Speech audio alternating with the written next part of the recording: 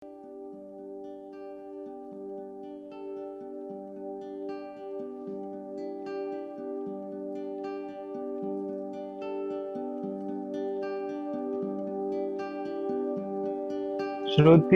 Smriti Purananam Alayam Karunalayam Namami Bhagavad Padam Shankaram Lokashankaram Shankaram Shankaracharyam Keshavam Badarayanam Sutra Bhashya Krito Vande Bhagavanto Punah Punah Ishvaro Guru Atmeti Murti Veda Vibhagine Vyomavad Vyapta Dehaya Dakshinamurtiye Namah Sadashiv Samarambha Shankaracharya Madhyama Madacharya Paryantam Vande Guru Paramparam. Thank you, Bhupesh. Now I request Professor K.K. Ahuja, Academic Advisor, SRISIIM, for the welcome address.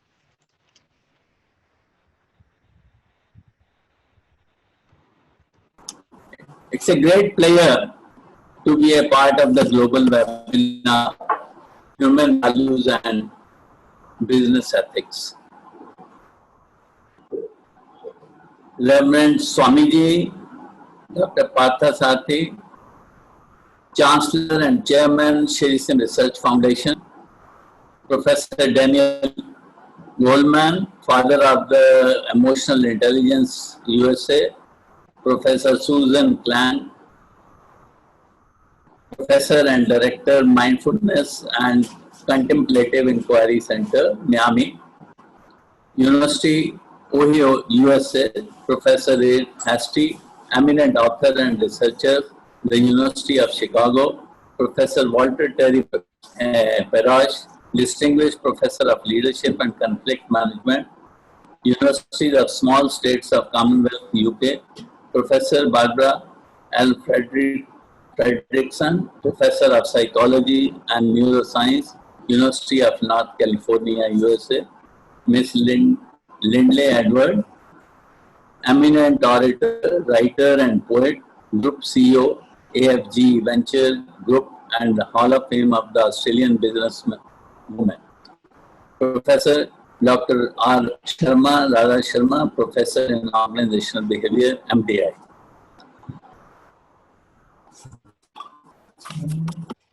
It's my immense pleasure to welcome the eminent and distinguished professor, researcher, author, CEO, eminent orators from across the globe to be the speaker in this webinar on human values and business ethics. I welcome you all, and it's my indeed pleasure. I welcome the participants to the webinar. The subject of human values and ethics is very close to my heart, so I would like to share some thoughts on the subject. The word today is bereft of the fundamental values of life. Humanity has lost to morality and culture, along with its peace and harmony. There is a widespread internal and external disturbances everywhere. People all over are heading for self-destruction. Now, if this is the scenario, who can solve this problem? It is the humans alone can avert the tragedy by reviving the lost values. The values of life have to be clearly defined, learned, and imbibed by one and all. The values help us to keep peace and harmony within and in the society at large. Values prepare us to handle any kind of external distraction and thus render our actions more productive and our mind more peaceful. At present, the world is tossing between action and peace. Where there is an action, people lost their peace of mind. And where there is a peace, there is hardly any action. It therefore becomes more essential for humanity to imbibe the right values in life, because the grandeur of human race to be energetic and enterprising externally while maintaining perfect peace and harmony internally. A value can change with the changing character of society as well as person's maturity. Values give direction and consistency in behavior while performing the specific role. Values are standards to guide our actions, judgment, and attitude. Values should be communicated on regular basis to become a part of our conduct. I had the pleasure of implementing values in 4 leading organizations in their respective industries, where I worked as the Director HR and Head HR, the GICL, the Napino, Tricolite, and BR Specialty. I had different experience in these organizations in implementing the values. In one of the organizations, we started with designing vision, mission, and values by involving top management, middle management, and all the stakeholders through articulation and leadership workshops. Taking the help of leading consulting companies, while in other organizations the values were already there, and the task was inculcating the values to every level in the organization. The process of implementing a policy was one of the main objectives. So the first we started our journey by designing a value reward policy, which included purpose, methodology, communication of values, selection criteria, value reward, categories, selection committee, reference handbook, etc. Now, in each of these, one of the most important thing is the categories of employees. Values may be common for all the categories of employees, because the most important thing is the behavior part of it. The behavior from the operative category is supposed to be different from that of staff and the HOD level. And the same was validated by HODs and the board of directors to make it an integral part of the organization. The core values which they had: customer-centric approach, initiative, commitment, teamwork, and continuous improvement. But these may vary from organization to organization. These are values at AAA, but these may not be the values at GACL. GACL had different values. So values may be anything, but it needs to be communicated well. Communication of value plays a very important role.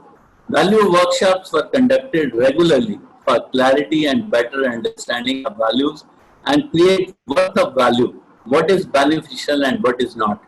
Workshop frequency were once in a month for technical associates, trainees, the employees who join. At the time of the induction, these values are inculcated in their mind. Then the selection committee, there are 3 committees to select the best values. And to select the values, we had a tricolite excellent policy.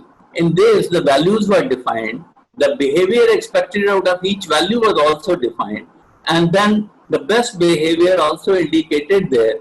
So this was the guidelines for the selection committee, and based on that, the selection committee, based on that, the award was given. The award amount was different for the operative staff and different for the other staff and the.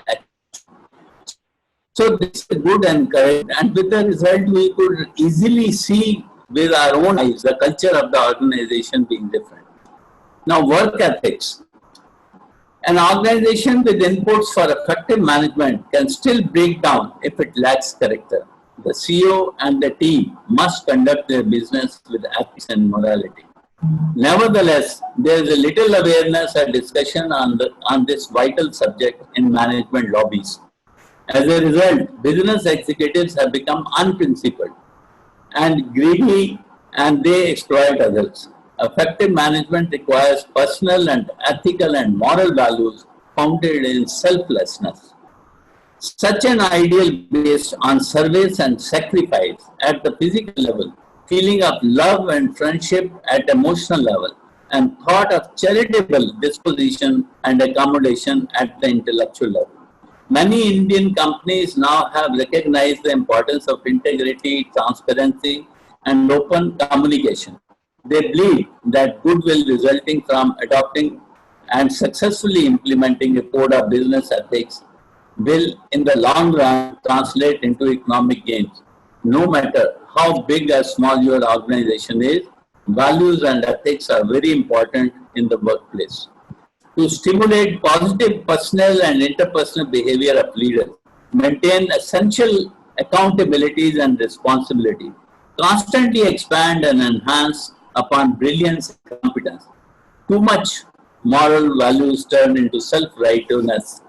Too little moral courage turns into cowardice.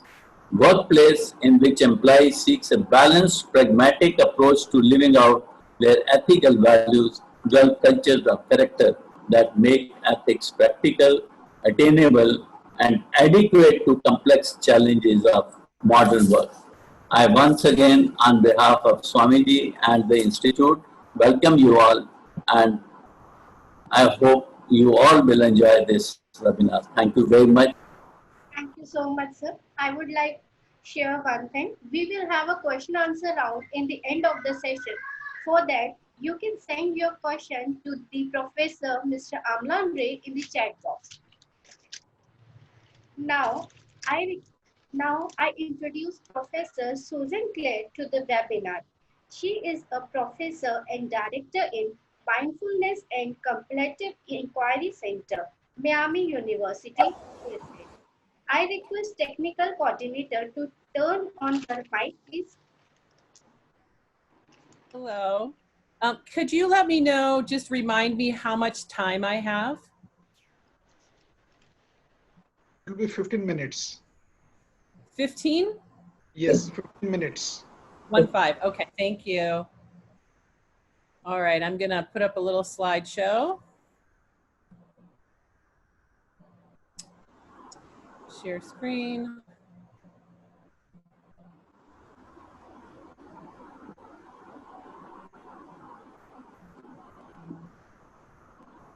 Can you raise your hand if you can see a screen? I'm sharing my screen. Raise your hand if you can see that. Yeah, it is visible. Yes? You can see it. Yes. Okay, good.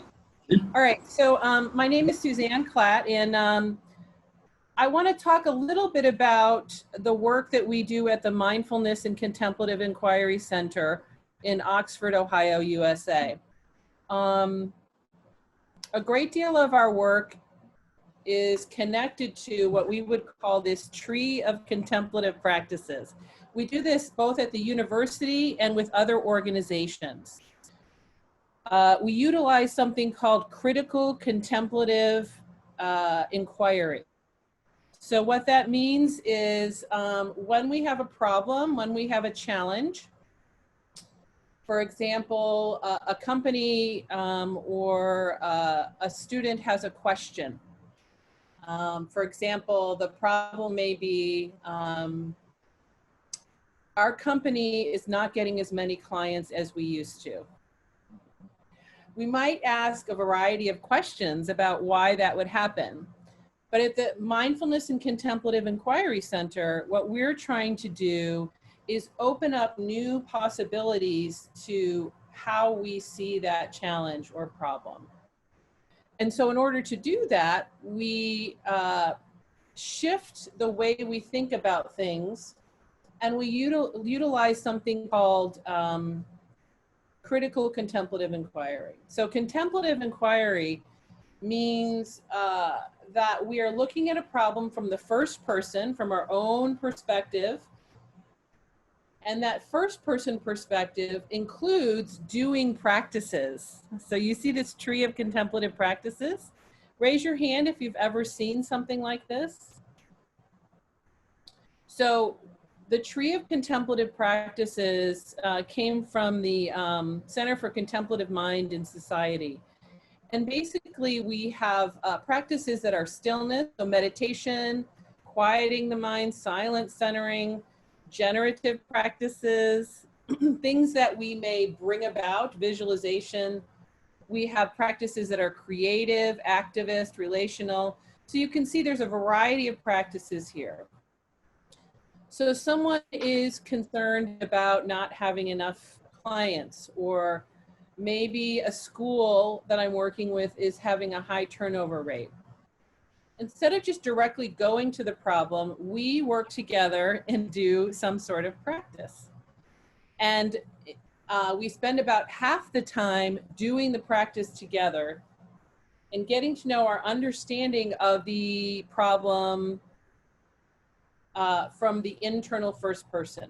And then we do a relational practice, a second person inquiry. So you and I, or you and a group, we inquire together, again, in a non-traditional way. It's not just a dialogue, but we might try something a little different. And I'll do a practice after this.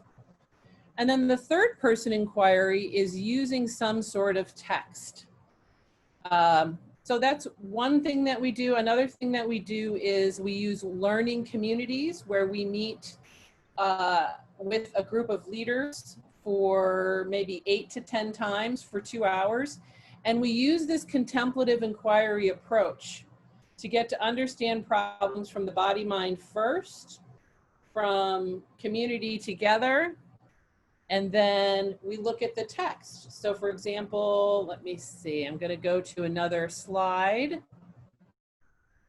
So if we were thinking about a problem, a company has less clients or school has high turnover, we might look at that from a systems perspective, that there are many different systems we could look at to evaluate that problem. And maybe we would look at the literature on, is that problem impacting individuals? Is it impacting our experience from organization to organization at the meso level? Or is that problem also at the macro level? In society, are many places having challenges with having their businesses do well? So that's the third person inquiry piece. We're using texts and information to understand the problem. But today I want to present a little bit of a different perspective, which is using a first person inquiry. So I'm going to ask you just for a moment, if you are comfortable, to either close your eyes or soften your gaze. And I'm going to lead you through an exercise where we can consider that problem. But first we're going to check in with ourselves. So if you want to close your eyes, if you feel comfortable softening your gaze, let's just notice arriving in this webinar. So many people came from maybe the workplace or other places to get here on time. Let's ground ourselves in this location. Here we are. Some of us are sitting in a chair, noticing our feet on the ground. And just allow yourself to fully arrive in this space, whatever that means to you. For me, it's noticing that I'm breathing, that there's an intention I came here with, and maybe you have an intention that you came here with, or that is arising for you right now related to this experience today.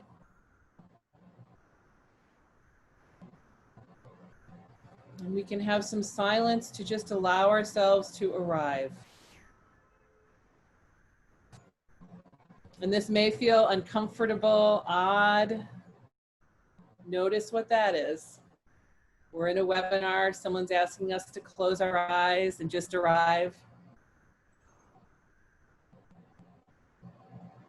Maybe there's thoughts or sensations or experiences that are arising with this, and we just notice that. And so we've just kind of grounded ourselves into this space, into this experience.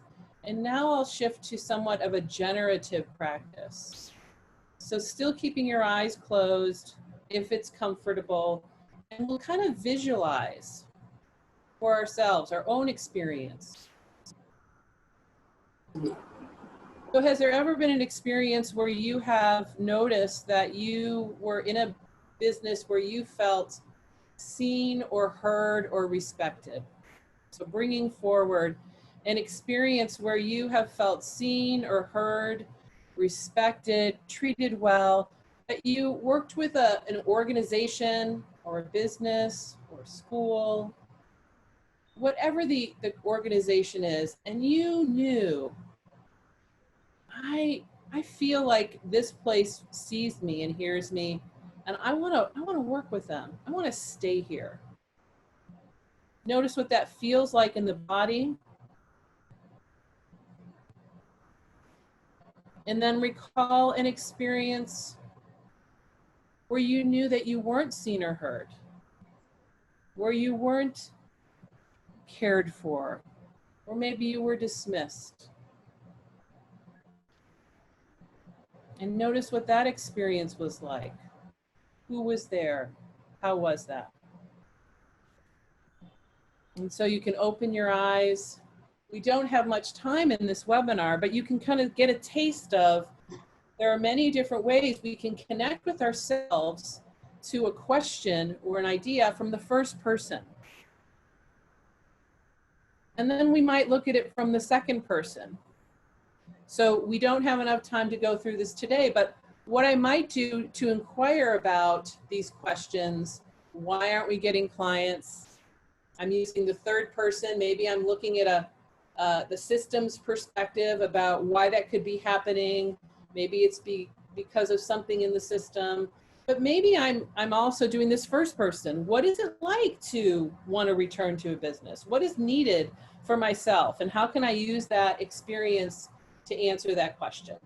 So the second person inquiry is when we engage with each other in a new or different way about this question. So I might ask you to draw a picture. This may seem odd in your organization or your business. You don't have to be an artist, but to draw a picture of an experience that you've had with a business or with an organization or with a school. And just draw a picture of what it looks like to feel or experience being seen or heard. Maybe there is a color or an image or something.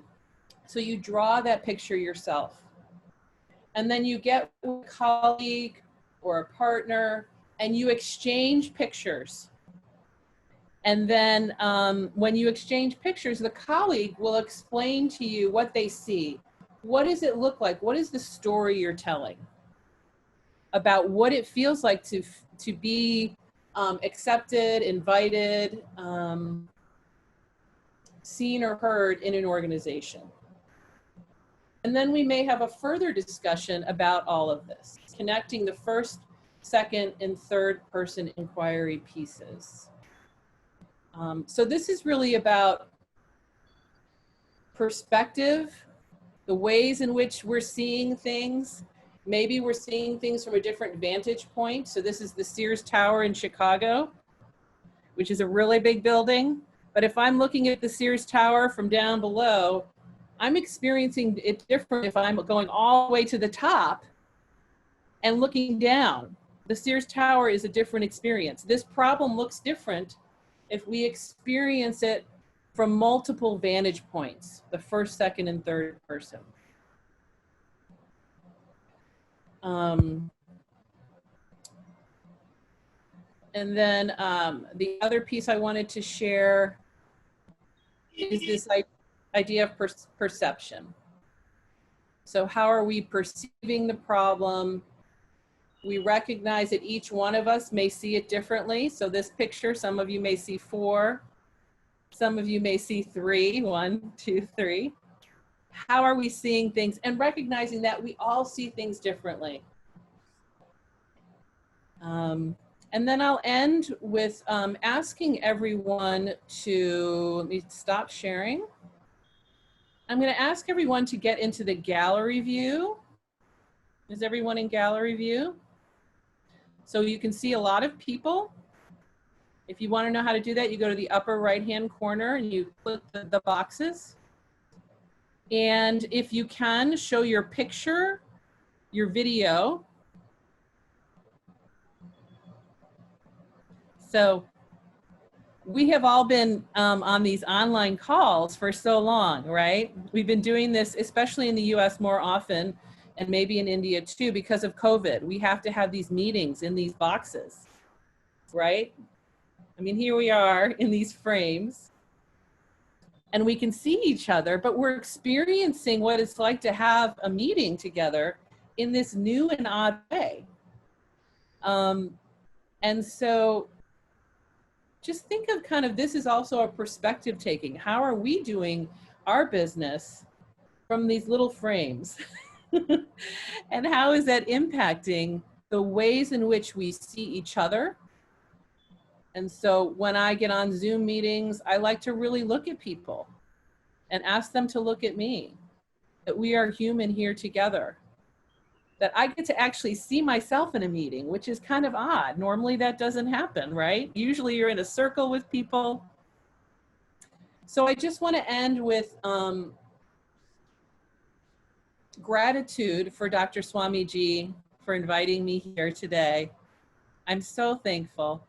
And I know from my experiences in India, which is started about over 20 years ago, that there is so much creativity and humanness and kindness that I experience when I'm there, that I may have been talking about something that you, wherever you are in the world, may already be doing or experiencing. And I apologize if it's something you've heard before, but I thank you for your time. Thank you so much, ma'am, for your visionary words. Now, I introduce Ms. Lindley Edwards. She is eminent orator, writer, poet, and chairwoman, Zinza Bank, Austria. She is also a group CEO, AFC Venture Group, and Hall of Fame of Australian businesswoman. Please turn on her mic. Hello, everyone. How are you? Thank you for that introduction. And thank you, Dr. Swamiji, and all the eminent professors and all of the people and academics and students on this call. I appreciate the opportunity to come and talk to you from Sydney in Australia. For us, it's the winter, and it's actually a bit of a cold night in Sydney. And it's, but I know that the solstice in the Northern Hemisphere was the other day, and it was summer. We had our winter solstice. So I'm going to share the screen with you, and let me do that. Just one moment. And what I will do is I will address you from the experience of being in business. And this is, I'm not an academic. I have almost finished my PhD in philosophy. But what I do is I use the work that I do to actually espouse and put into practice many of the ideas that I learn via philosophy. So I'm going to be doing a presentation from a very practical way and what the Greeks, ancient Greeks did when they were actually studying philosophy. They didn't think it was as important to know the ideas, but it was not just knowing the ideas, it was implementing them. So I will. One of the things that I think is very important to think about, and especially at the time we find ourselves now with COVID-19 and a lot of geopolitical changes, is to think about the world in terms of ancient stories and myths and poems.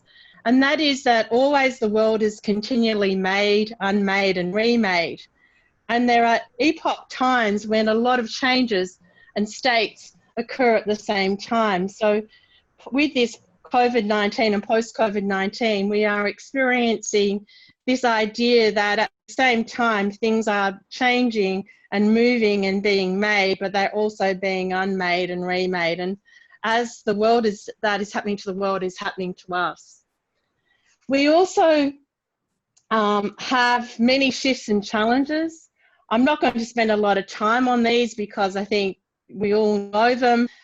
This presentation will be made available to you, but we have changing social fabric. There's greater interrelatedness and complexity. Technology is certainly doing that, but you can see how a virus has gone around the world to show how interrelated we are. There's increasing populations, there's power shift that actually went from east to west, and it looks like it's going back to the east again. There's growing inequality.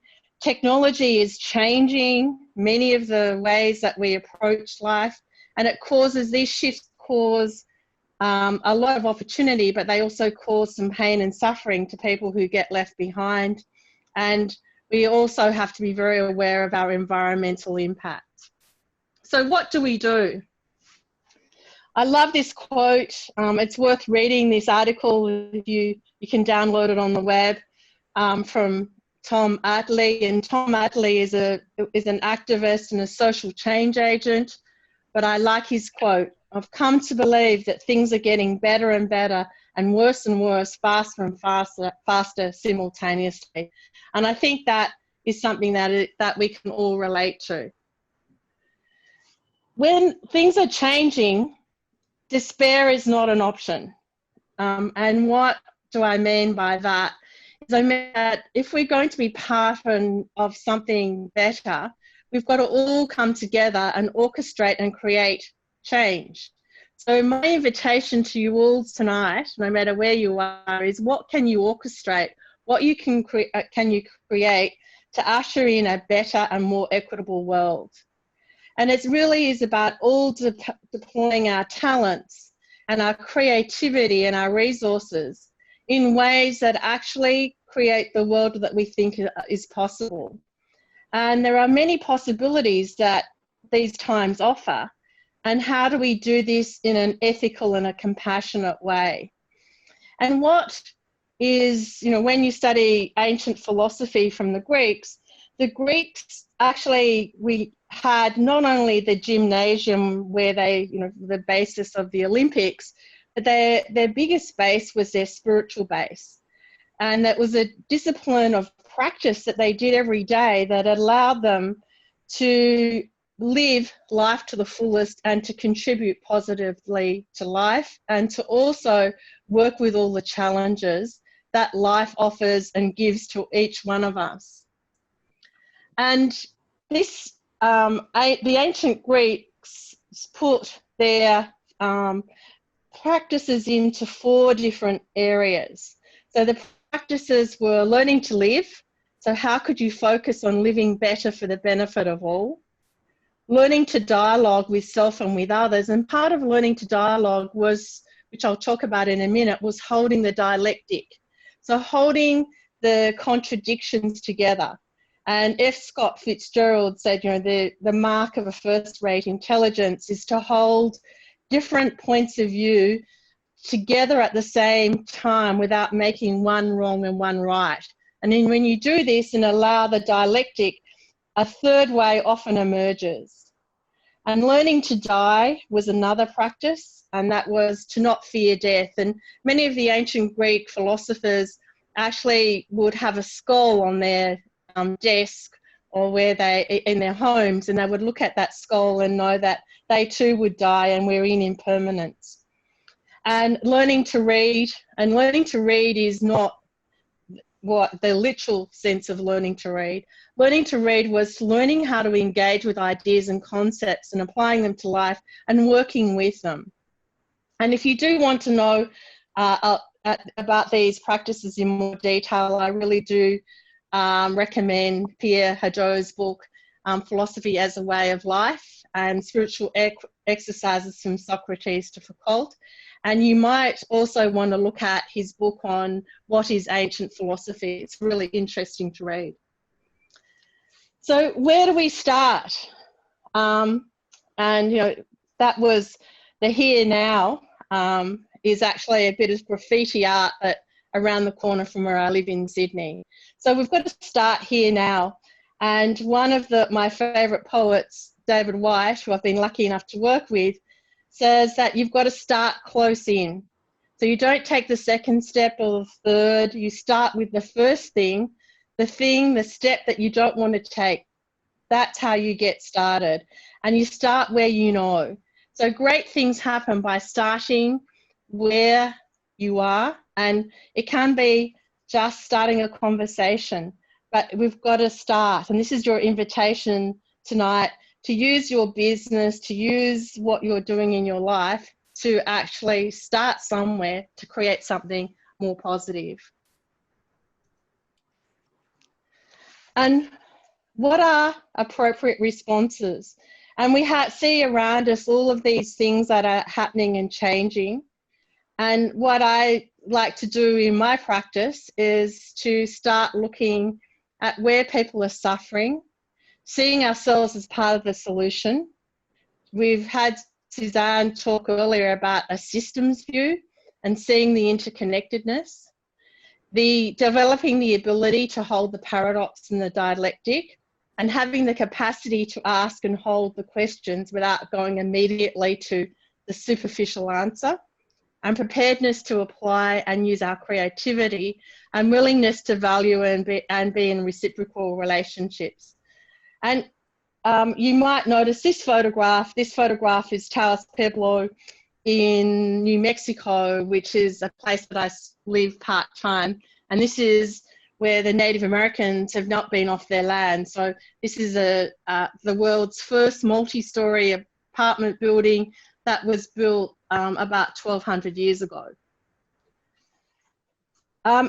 This thing of noticing and acting where others are suffering. One of the things that we talk about ethics, and ethics is a very important, to behave with virtue, with goodness, with ethics is the foundation of every wisdom tradition. But when you go beyond ethics, we get into compassion. And how do we embrace that generosity, cooperations with others, honouring the natural world and the environment, and respond appropriately to what is happening in our life. And this is compassion and love go together, and I'm talking about love in the broader sense of the word. And Hafiz's poem, "This sky where we live is no place to lose your wings, love, love, love." And for anyone wanting to know where this picture is a labyrinth that I have in New Mexico. And a labyrinth is a meditation path that you walk in a circle. Seeing ourselves as part of the solution is really a very important part of being able to address the problems and challenges we see. And the Native Americans of the Hopi Nation really said, we are the ones that we've been waiting for. And so this thing about seeing yourself as not just able to articulate a problem or a challenge, but seeing yourself as part of that solution is really critical. And this picture in this slide is my niece, whose back is to the camera, actually saw there was a problem with youth suicide in her community and created a gathering of people to address that issue and put on an event. Now, this is someone who said, I am part of the solution. What can I do to start the community talking about it?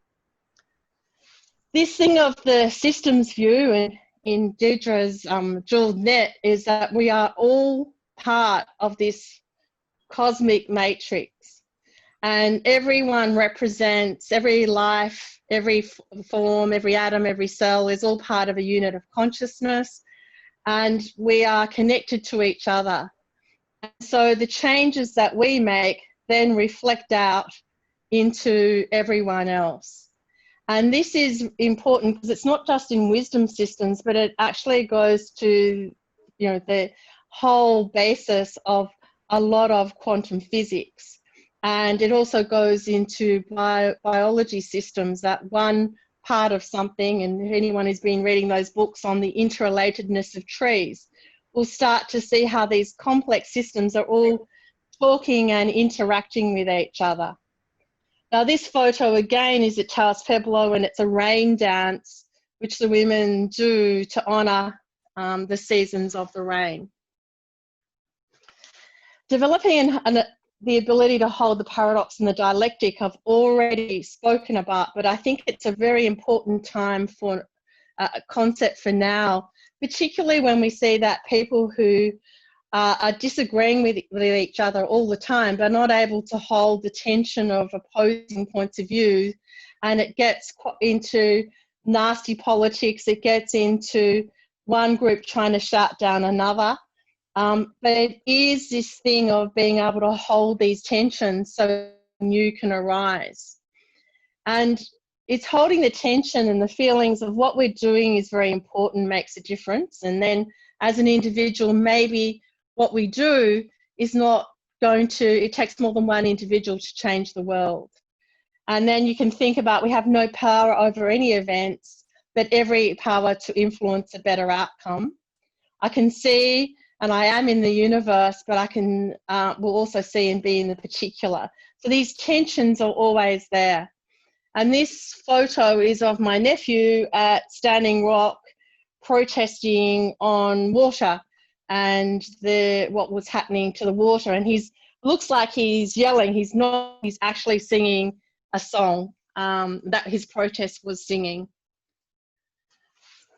This ability to hold and answer the questions without going immediately to the answers, you know, and one of my favorite poets is Rilke.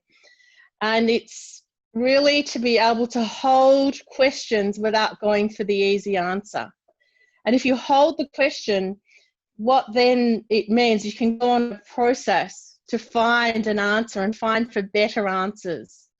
And it also, for any of you who are working in cross-cultural environments or working across sectors or across functional teams, your ability to start to develop a common language means that firstly it has to start with the right questions.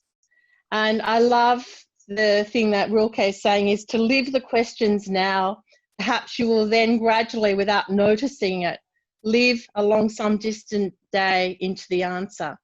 And this is, for me, the concept that is in many wisdom systems of being comfortable with questions, and to empower something, you have to ask the right question.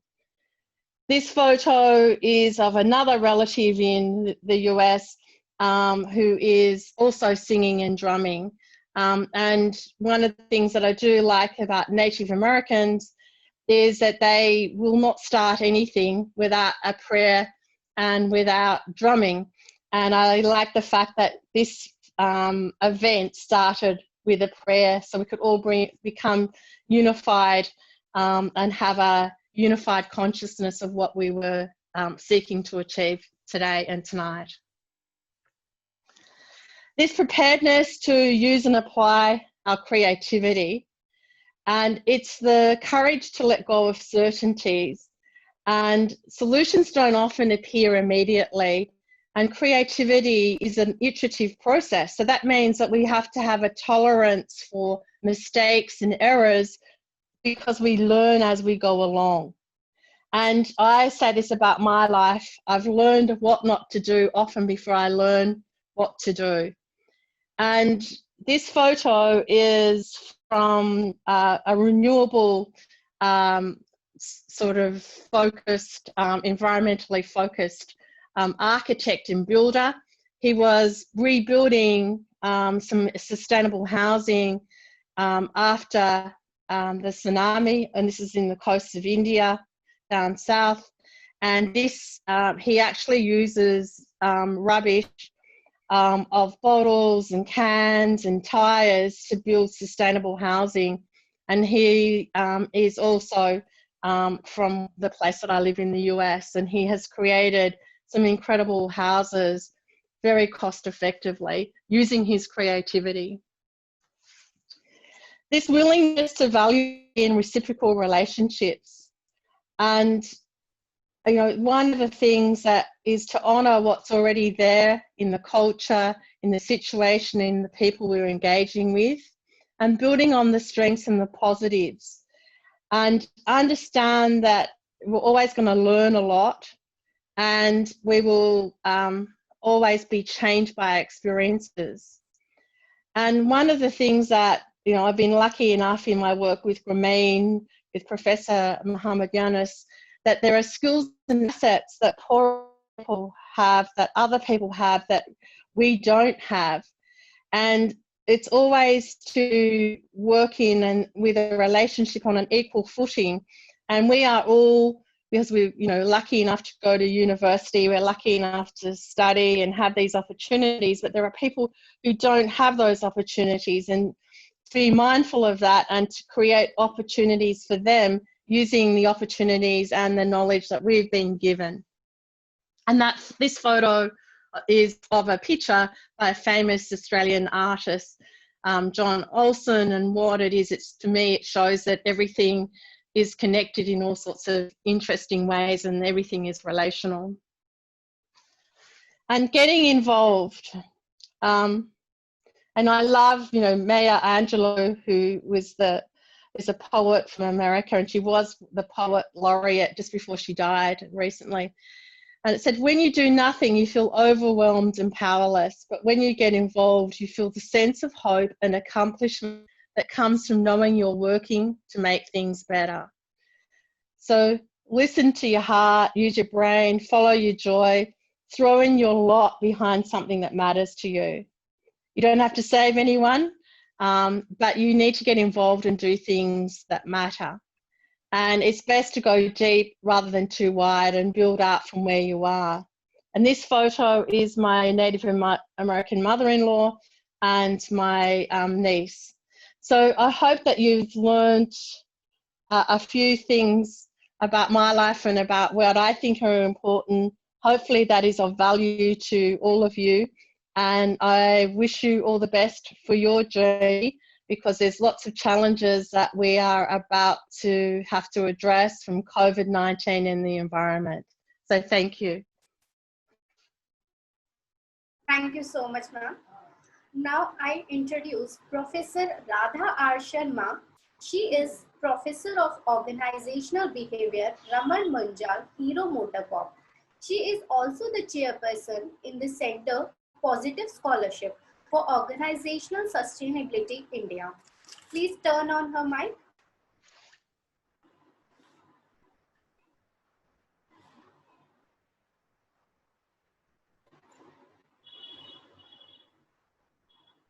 I would like to commence with the sacred chant, the Gayatri Mantra. Om Bhurbhuva Swaha Tatsaviturvarenyam Bhargo Devasya Dhimahi Dhiyo Yo Nah Prachodayat. I translate.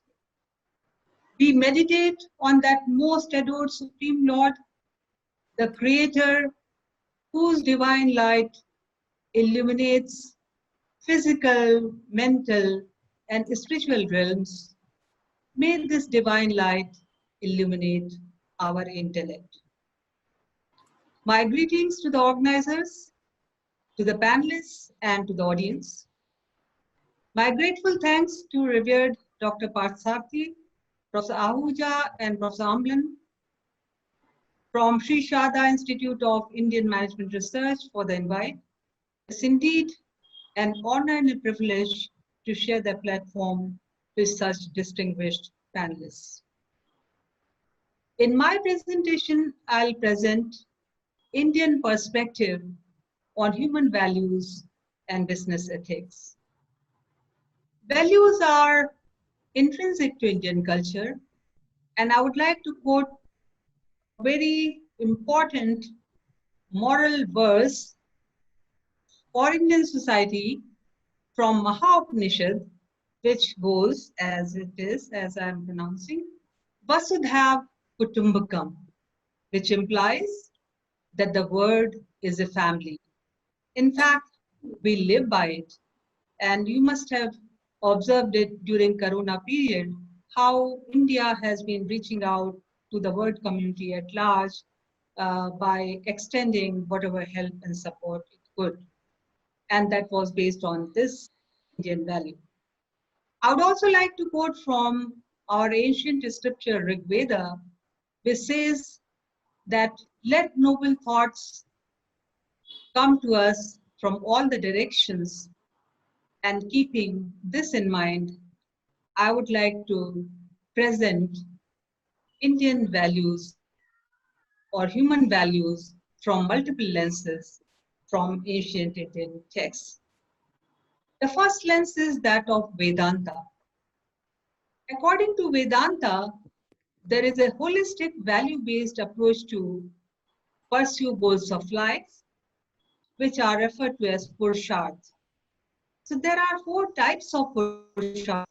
One is Dharma, the other one is Arth, then Kam, and Moksha.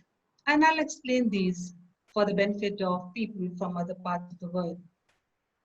Dharma is an important concept in various spiritual philosophies in India, namely Hinduism, Jainism, Buddhism, and Sikhism, but it is not to be confused with religion. Dharma means moral values, ethics, a spiritual path, cosmic order, and individuals have got dharma based on the role that they are in. As a member of a family, the person has certain duties and obligations towards the members of the family.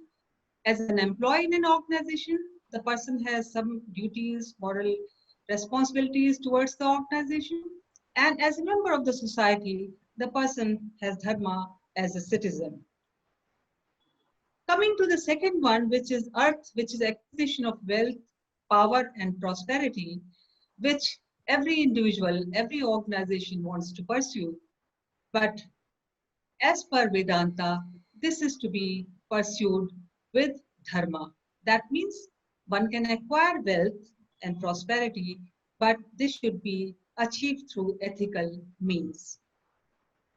Similarly, the third one, Kam, which is fulfilling one's desires and pursuit of pleasure, this also needs to be regulated with dharma. That means whenever one is indulging in pleasures of life, again, ethical values, moral values are very, very important according to Vedantic perspective. And moksha is the last one, which means liberation or inner realization. And it is considered to be the ultimate goal of life. Not everyone achieves it, but when a person experiences this, the person experiences oneness with the Supreme Self or with the higher self. Now coming to the next lens, this would be Manu Smriti. This is an ancient text which was written by Manu 1800 years ago, and it is considered to be an ancient legal text in Hinduism. This was translated into English by Sir William Jones in 1794 to formulate Hindu law when India had British rule. Now, Manu Smriti has given 2 sets of codes of conduct, one for the individual and one for the social strata. I'll talk about the individual level code of conduct prescribed by Manu Smriti, and the couplet goes, Diti Chama Tamosteyam Shachindri Nigraha Dhir Vidya Satyam Akrodo Darshikam Dharma Lakshanam. This means that for a person to follow the path of Dharma, he needs to have 10 attributes, and these are fortitude, forgiveness, non-stealing, cleanliness, control over senses, intelligence, knowledge, truth, and non-violence or absence of anger. Now coming to the societal level, Manu Smriti has prescribed roles and responsibilities at that point of time. Part of it still continues, but in different ways. And this was based on Varna. Varna was what we call now a class system that was prevalent at that point of time, and I'm talking about 1800 years ago. So the society had to follow certain regulations, and these regulations were given based on what tasks different sets of people will perform. So one classification was that of Brahmins, who were supposed to pursue intellectual pursuits. They were engaged in teaching or religious rituals, or they were advisors to the ruler or the king who was there in power at that time. The next category, that of Kshatriya, they were supposed to be warriors, and they were supposed to protect territory wherever they were located. The third category comprised of Vaishyas, and they were the people who were merchants, and they were engaged in trade and commerce to earn a living and also to help the society. And the last category, Shudra, they were the labor class, and they were engaged in physical labor, and they were performing tasks like artists, musicians, clerks, and so on. Now, this was the second lens. The first one was Vedanta, the second one was Manusmriti, and now I come to the third lens, which is Bhagavad Gita. Bhagavad Gita is part of an epic called Mahabharata, and this was supposed to be written 4,500 years ago. It comprises of 18 chapters, and there are 700 verses or shlokas, and its introduction and summary has been translated into 80 plus languages. That's what the written record says. There will be more. First time it was translated from Sanskrit to English by a senior merchant of East India Company called Charles Wilkins. Now this is a very, very powerful ancient text which is valid till date. It comprises of solutions or resolutions to many problems, human problems, ethical dilemmas, day-to-day affairs, conflict management, and is referred to by people not only in India but from across the globe. In fact, Mahatma Gandhi used to call it his spiritual dictionary. Now, the way this Bhagavad Gita has been written is in the form of a dialogue between Lord Krishna and the Prince Arjun. The ethical dilemma which was being faced by Arjun at that point of time was that his relatives and kins had unethically taken away kingdom and property, and he was supposed to fight for that to get this back to him. So he was in this dilemma that how could he have a war with his own relatives and kins, and Lord Krishna, who was a charioteer, he was giving sermons to him, he was counseling him, and this dialogue has been placed in the form of Bhagavad Gita, as I mentioned, that this is a very, very rich document which deals with various issues of day-to-day life. I would like to draw your attention to a few powerful messages from Bhagavad Gita, which are applied even now. And one is the principle of Karma Yoga. Now the couplet goes like this: Karmane vadhikarasti ma phaleshu kadachana. That means the individual has the right only to do the work, but never in the fruits of the work. Now it may sound a little different to our friends from other parts of the world, because in the Western context, people are motivated to work because they expect return from that work. They expect certain reward or incentives to be received after performing the work successfully. But in the Indian context, according to Bhagavad Gita, it is your dharma to do the work, and therefore you have to do the karma, you have to do the work, but don't have expectations, because if you get the reward, If it is due to you, that will be based on the dharma of the person who is giving the reward or an award. But if you don't get it, don't be demoralized and demotivated. And that keeps people going, because there is no attachment with the rewards that one works for necessarily. The other very powerful message from Bhagavad Gita is, and nowadays during Corona period, there are a lot of fatalities across the globe. A lot of people are losing, their near and dear ones, and I'm sure there's a lot of gloom around. Now there is a very powerful message from Bhagavad Gita, which goes like this: Vansansi Jivanani Yatha Vihaya Navani Grihanati Naroparani Tatha Sharira Vihaya Jina Anyani Sanyati Navani Dehi. The message is that, like people change clothes, the soul changes the bodies. So the soul never dies, it's imperishable. It's only the body that perishes, because Indian Hindu philosophy believes in rebirth, and they say that there's a cycle of birth and rebirth, and the person comes back to the earth because of one's karma. And if the person has done all good deeds and has received and has achieved moksha, which is liberation, then the person will not be reborn. But this is based on our religious or our spiritual perspective. The other message I would like to draw your attention to is about equanimity.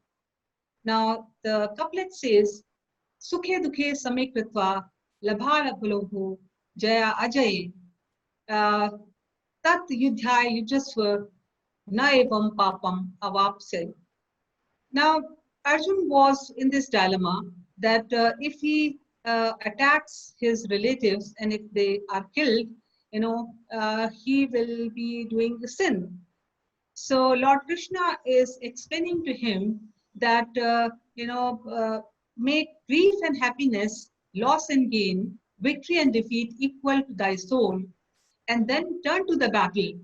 And if you do that, you shall not incur sin. Meaning thereby that when we have to perform a task, we have to perform the task as it is meant for us. And that time we cannot be, guided by our emotions, because if we are too happy in a situation of happiness and too sad in a situation of sadness, then we'll not be able to balance, our mind. So therefore, it is very important for people to have equanimity. That was another message from Bhagavad Gita, and which is again very, very powerful. When people, nowadays are going through a lot of difficulties and a lot of difficult, challenging times. So reading Bhagavad Gita and trying to understand its meanings can be very, very soothing to the individual, because this is higher purpose in life and not just the routine day-to-day affairs. Another concept given in Bhagavad Gita is that of human nature. So we have theories of personality in psychology, and then we have this concept of traits. So people behave according to the personality traits. Now in Bhagavad Gita, they say that people behave based on their prakriti. Prakriti is the nature which is governed by gunas. So they have classified three kinds of gunas, that is sattva gun, rajas gun, and tamas gun. Sattva gun is the goodness. People have purity, goodness, and the people who have this kind of, you can say, guna, they will do all good things in life. People who are rajas, they will see luxury, pleasure, and things of that kind. And people who are governed by tamas, they'll be lazy and inactive. So this is another way of explaining human nature, and therefore it's desirable to have sattvic guna. So this was the third lens that I briefly touched upon. Another powerful lens that I would touch upon is Patanjali's Yoga Sutra. And only yesterday we celebrated International Yoga Day. I believe that you know that yoga was originated in India, And its reference is found in the oldest Veda, which is Rig Veda. But it was popularized by a sage called Patanjali, and that's why it is commonly referred to as Patanjali Yoga Sutras. So the term yoga has been derived from the Sanskrit word yuj, which means to unite, which means to connect mind and body, which means to connect man with nature. So this is what is the philosophy behind the term yoga is. People generally think that yoga is all about physical postures and exercises. No, that is not the case. This is one part of the Ashtanga yoga.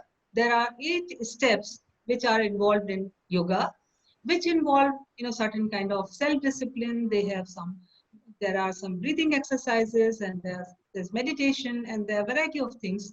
So these 8 steps are, and I'll briefly, in the interest of time, touch upon each of these just by explaining each step by 1 or 2 words. So yam is self-regulation. Niyam is self-training. We have to discipline ourselves. Asanas and postures, which is what we see people doing, different kinds of postures that people use for relaxation or some kinds of exercises for different diseases, different problems. That is asanas, the innumerable asanas. Then there is pranayama, which is the breathing exercise. So there is a rhythm of breathing. So when we do yoga, we are expected to follow certain breathing rhythm. Then yoga is effective. Then next step is pratyahar. That means withdrawal of senses from distractions. Then dharana, which is concentration. Then dhyan, which is meditation. Then samadhi, which is the highest state of Patanjali Yoga Sutra. Not everybody reaches there. That is the state of enlightenment. Only some yogis and sages and these high-level people are able to achieve samadhi. So this was Patanjali's Yoga Sutra to explain the perspective of human values from Indian scriptures. I would like to now share a presentation. And so the perspective on business. Up till now, I was talking about human values. Now I'll talk about business ethics. Business in the Indian context is referred to as Vanijya. So there are 4 concepts which are generally referred to. One is that business should be for the larger good, for the good of the large number of people, Lok Sangrah. So that concept is referred to as Lok Sangrah. So one can do business which is beneficial to an individual, but a business according to Indian values should be for the larger good. The second concept that we find in Indian businesses is that of Shubh Labh. So when people do any accounting, on the account book, people write Shubh Labh. Shubh means pure, ethical, and Labh is profit. So the profit has to be earned through ethical means and for ethical purpose. This is another concept which relates to business ethics, Indian business ethics. The third concept relates to Vanijya ethics. When an employee works for the organization, it is the responsibility of the employer or the owner to pay this person fairly. So it should be a fair compensation, which is the Vanijya ethics. And the last one from the employee perspective is the karma as dharma, that an employee is supposed to perform his duties diligently and as per the contract, and that is what business ethics is all about. I would like to quickly touch upon a few leaders, ethical leaders who have made a lot of transformation in Indian society with the help of values and principles that they have had. This is Swami Vivekanand. He was a barrister by profession, but he gave up his practice and he decided to follow spirituality. And he saw a lot of misery and a lot of suffering around. So he decided to do the emancipation of people by following certain ethical principles. He is the person who popularized spirituality in the West, and he was the first Indian to visit USA, and he addressed a Parliament of Religion in Chicago in 1893. And imagine at that time there were no airlines, so he traveled by sea, and he addressed people in that parliament as brothers and sisters of America. And that document I've seen. I've also visited the place in Chicago. My daughter used to live there, and very inspiring. So his motto was "Arise, awake, and stop not till the goal is reached."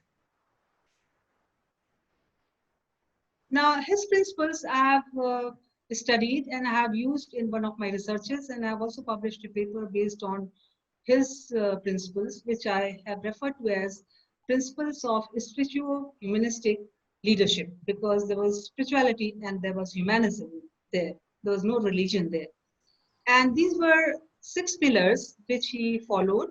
One was Advait Vedant, which is what Sharada Institute also believes in. The founders believe in. Advait Vedant is that there is no duality between the individual and the Supreme Self. So one is aligned with the Supreme Self or high order self. Spiritual democracy, we are talking about 1800, around that time. There was no secularism. The principle of secularism was not. So what we call secularism now, that was a spiritual democracy, that people follow different paths to their faith. And it's perfectly fine, because there used to be a lot of conflicts, religious conflicts, communal conflicts, and that's what he wanted to do away with. So he was promoting spiritual democracy. Spiritual theism, according to Vivekananda, was that the person has to have faith in one's own self and in one's own spiritual potential. So if one has belief in that, one can do a lot for the society, and I'm talking about that point of time. The concept of truth, unity of action and words, which is walking the talk, and altruism. Now, I'm switching to management education, because I believe that a couple of people in the audience may be from management education. And this is a model of sustainability, which I developed, based on principles of responsible management education. PRME is a UN Global Compact, initiative, which was started in 2007. And in fact, 2 days ago, we have had a global virtual forum, which I also participated in. So this model was presented in 6th Asia Forum. A workshop was organized in 8th Asia Forum. And in 2017, it was presented in Global PRME Forum at New York. In round discussion, I presented that. So this comprises of 4 sets of competencies. So this is called CAM model. C is for cognitive competency, A is for effective competency, M is for moral competency, and B is for behavioral competency. And these are the 6 goals of PRIME, 6 principles of PRIME: purpose, values, method, research, partnership, and dialogue. And this model has been developed. It has been published in a journal and also in this book. This book is in PRME collection of UN Global Compact, and this was published in 2017 by Business Expert Press, New York. Managing for Responsibility, a source book for an alternative paradigm, and this has got contributions from 8 countries. This is another book which is based on values, and whenever we talk about sustainability, we always talk about environmental sustainability.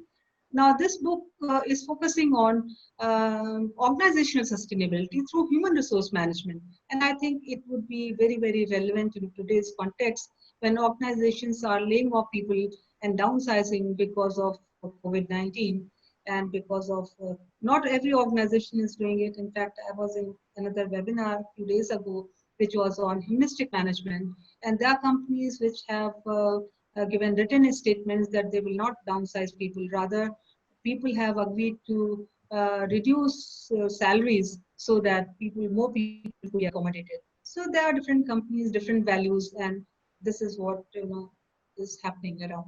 And these are some of the journal issues. In fact, I'm editor of the journal, Managerial Competencies, Emotional Intelligence. This is Reinventing Society, Search for a Paradigm, and Executive Burnout, Western and Eastern Concepts, Models. This book I have co-authored with Sir Cary Cooper from Manchester Business School. And this book got an award at the Academy of Management in 2018 as the finalist book award. So I've been pursuing sustainability, at my institute, because I feel that these values for sustainability are extremely important and need to be inculcated among management students, faculty, and the people at large. So this is an issue on triple bottom line for business sustainability. This was edited by an executive alumnus from INSEAD, France. This journal has its reach in 2017, 191 countries, and in 2018, 199 countries and territories, published by SAGE, this ABDC journal, and indexed in 14 databases, including Scopus. This issue was on sustainability, focused on that. Then we had another issue 6 months ago, green management and circular economy. Now, another leader who followed ethical practices, and I'm sure people have heard of JRD Tata and Tata Group. It's a conglomerate, and they were talking about social responsibility, in 1800 or so, when the CSR concept did not exist. So again, I have studied his leadership style and others' leadership style using ex post facto research, and have evolved a model of sustainable leadership, which has been published in the journal. And these were the values that JRD Tata had: integrity and credibility, conscience and values, ethical business, referent power, CSR, concern for others, humility, supporting sustainability. Basically, I've tried to, I found that sustainable leadership is one which can, be successful over a period of time, and therefore leadership style which sustains over a period of time had ingredients of spirituality and ethics. And this is how I was able to develop this model. So this is how sustainable leadership evolves. This was developed by me. And spiritual values of honesty, integrity, compassion, work as a calling, and then from self to others, then ethical behavior, and then finally person reaches a state of flow or self-actualization. So there is convergence of spiritual leadership and sustainability. So the values, attitudes, and behavior, they converge, and the leader has a sense of spiritual survival or calling, which leads him to work on this path. And this is the model of sustainable leadership based on ex post facto research. And these are the places where this has been published. It was published in one project of Polish Academy of Sciences. The project was Organizational Immunity to Corruption, and the chapter there was that preventing corruption through spiritual leadership in organizations. So this is what this model was about, that when a leader has values and attributes, which I talked about, and practices these, and when these are moderated by altruistic and transcendental goals, and the person has idealized influence, it leads to personal outcomes and organizational outcomes. Personal outcomes in terms of self-transformation, enhanced motivation, enhanced commitment, ethical behavior, reflective practice and well-being, and social or organizational transformation in the form of commitment to work, enhanced satisfaction, enhanced performance, and good productivity. So I'm conscious of the time, and this will be the last slide, that JRD Tata said, and this was his management philosophy, that corporate enterprises must be managed not merely for the interests of the owners, but equally in the interest of their employees, the customers of their products, local community, and finally the country as a whole.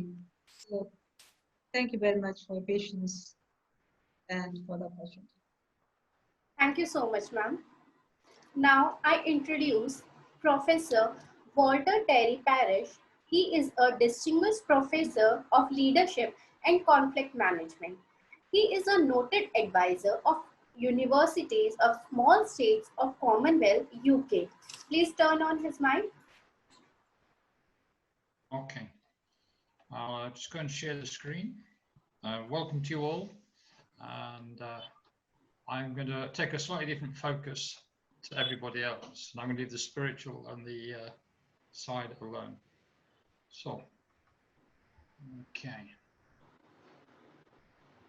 Right, obviously I'm from England, and we have a problem with COVID, and I think ethics and morals tend to disappear a little when things are not as good as we would like. So the starting point for me is really a business whose values and ethics do we really value? Well, the great philosophers never come up with an answer per se. Religion is one side, people's perception, individual perception, but are ethics, values, and religious systems the same? And I would argue that they're very different. And I would also argue that a business that's run by a corporation cannot influence their personal ethics within the business, because the conglomerate corporation has a particular focus, being a capitalist by structure. So let's think of the world today. Okay, GDP is falling, 20% in the UK, 18% in Europe. America is forecasting that there may be as much as a 30% dip if we have a second series of COVID. But that's going to make people react in a very particular way.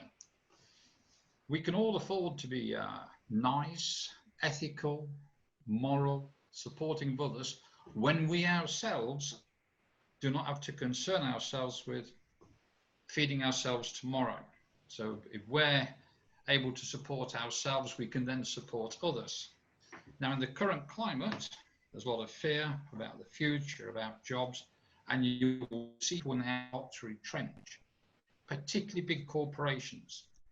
So what actions are these companies going to take? And are they moral or ethical, considering that they're all asking for government support? So OECD last week published a set of data, and assuming there's no second wave, global economy falls by 6%. Okay, unemployment climbs to nearly 10%. Now, if you think of the working population, 10% unemployment, that is very bad for a lot of people. Okay, if we have a second wave, then we're going to go back 5 years in terms of our personal economies and our personal wealth. And the impact of that will be that people will no longer be as giving to other people, because they'll be fighting to preserve themselves and to maintain their homes, pay their mortgage, feed their families, etc. Okay. So there's going to be a massive drop in living standards. That's a given, I think, in all the Western countries and in India. There's a very interesting fact coming up for India in a minute. So in May, the UK and parts of Europe suffered a drop in GDP up to 20%. Okay, so that's not been seen since 1963. Okay, so that sort of crisis now goes back 50 years. Okay, 50, 60 years. There's a thought that 30% of India's urban population will run out of savings by the end of June. And so that's an assumption that 137 million people will not be able to eat, will have no money left to look after their families and their homes. We already have large corporations, the airlines, Air France, Lufthansa, British Airways, Qantas, all threatening massive job cuts, all asking for huge subsidies. Now, is that moral? You ask the state to protect your business, but you then sack a third of your staff. Surely if I'm going to support the business from the government, business has a moral duty to use that money to help support the living standards of the workers. And you go back to the slide about Tatar's concept of supporting the workers, that seems to be disappearing with large business at this point in time. Many major stores will not recover, the big multiple stores, because shopping online, social distancing is reducing the foot flow. We need foot flow for business to make money. So the way they will make money is to reduce their cost, i.e. people. So people sacrificed to preserve business, okay? So let's look at the double hit scenario. The world economy will plummet 8%, or 7.6%. Will it actually recover in 2021? It's an argument, but it's not likely, and we'll have unemployment over 10%. Now, who will be unemployed? Generally speaking, it's the young who become unemployed. So are we all prepared to see our youth, our young people, sacrificed for the next 3 to 4 years? Schools have closed, education's closed. They have lost their education. Universities now are trying to run online. Is that what university was about? Where's the sharing, the discussion? Why are universities saying we cannot do this in a different way? It is too expensive. So the morality and the ethics have become, do we have the money? So are we really ethically based, or are we profit based?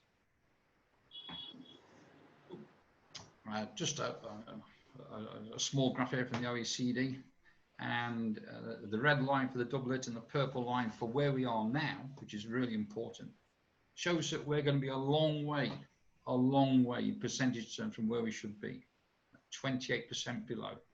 Okay, the cost of the 28% has to be carried by somebody, and the danger is business will make the individual carry the cost. Okay, and they'll do that. They'll close stores, reduce the size of the operation, reduce factories, shed staff. A quick way to save costs in business is to shed staff. You can't sell the land quickly, you can't resell a store you're closing quickly, but you can reduce staff. So staff becomes the easiest way for a business to reduce its costs. But the impact on that for the general public, the workers, is horrendous. Okay, so is business able to act in an ethical and moral manner in times where the economy is collapsing? And what is the purpose of business? It's a capitalist society. Even Tatar is a capitalist organization. It moves around country to country. So does all the European, oil companies. We move to the point of cheapest labor, and there'll be a bigger move, because at the end of the day, a business will protect its profit margin. It will want to survive. Its chief executives will not take a pay cut and end up getting paid a bonus for saving the company in a time of hardship. And they will get their bonus based on sacrificing the staff. Always happens that way. Go back to the financial crash of 8 years ago, you go back to the 85 when we had superinflation. The bosses always got paid for performance, for maintaining the business. And they maintain the business normally by reducing the workforce. So ethics and morals in business become very suspect when we're in hard times. And is it really ethical for a large corporation just to get rid of staff to protect the profits of the shareholders? We all want our pensions, we all want our state institutions. They all need the money to run, and they get the money by scrapping people to save profit. Okay. So when we talk about morals and ethics in business, and I start off by saying whose morals, whose ethics, whose values. Around the world, work ethics, work values are very different. And I would argue that if we are rich, we can think about morals and ethics. If we are very poor, we have no time to think. I'm too busy. I've just spent the last 3 years working in Africa. And many of the people there on very, very low incomes, less than $60 a month. $60 a month. Now, food prices are rising. There'll soon be a shift in the cost of transportation because they can't put so many people in the bus. How do the poor people survive? And if I reduce the workforce when I go back in 3 weeks' time from the factory, because there's no work, we're not shipping poles around the world anymore, all the trees. The way to save the business is to not pay the staff, to lay them off, sack them, make them no redundancy in Africa, by the way. They're just no work, no pay. So we will sacrifice workers to keep the business. And however you look at that, whether it's ethical or moral, the business needs to survive for the people who are left. So there are some choices in business that leave the nice, safe structure of business ethics, corporate social responsibility, because the ultimate purpose of a business is to survive and make a profit. And if you're making the shareholders survive to make a profit, we're protecting the rich at the expense of the poor. Okay. But can we force a business to run at a loss, a negative profit, to preserve the livelihoods of the people and their future? Is that really the role of a business? Or is that the role of the government? The governments are going to give huge loans to Lufthansa, Air France, British Airways, and other corporations. We've already done it in England for furlough, deferred payments, etc. But there's no requirement for the business to keep the staff. And that is true across Europe. I'm not sure about America, but if the state aid goes to a business, do they have to agree not to sack the staff? And I would, looking at the text from the government about the levels of employment they're expecting, it is clear we do not expect the companies to look after the staff. We expect the company to look after the business, not the people. So, the future. We will keep the old people normally when we shrink the economy, because in the Western world, it is expensive to remove people who have been working for you for 20, 25 years. Redundancy payments are a mandatory requirement. Young people may have only been working 1 or 2 years. We can afford to get rid of those because they will cost us little. So we tend to remove the younger workers. So now we end up with an aging population, an aging workforce, and a lot of unemployed people. Now, we've seen riots in England 10 years ago when the young people rebelled against the lack of opportunity. We're seeing demonstrations now based on actions against certain ethnic minorities, protests against Gandhi in England because one group believes that Gandhi was against another group. But this is how people respond when their lives are threatened. When they can see no future for themselves, they will start to protest for a better life. So we're in a real risk at present. If things get worse, and business are seen just to be protecting the rich, the unemployed, the massive workers will start to protest and complain.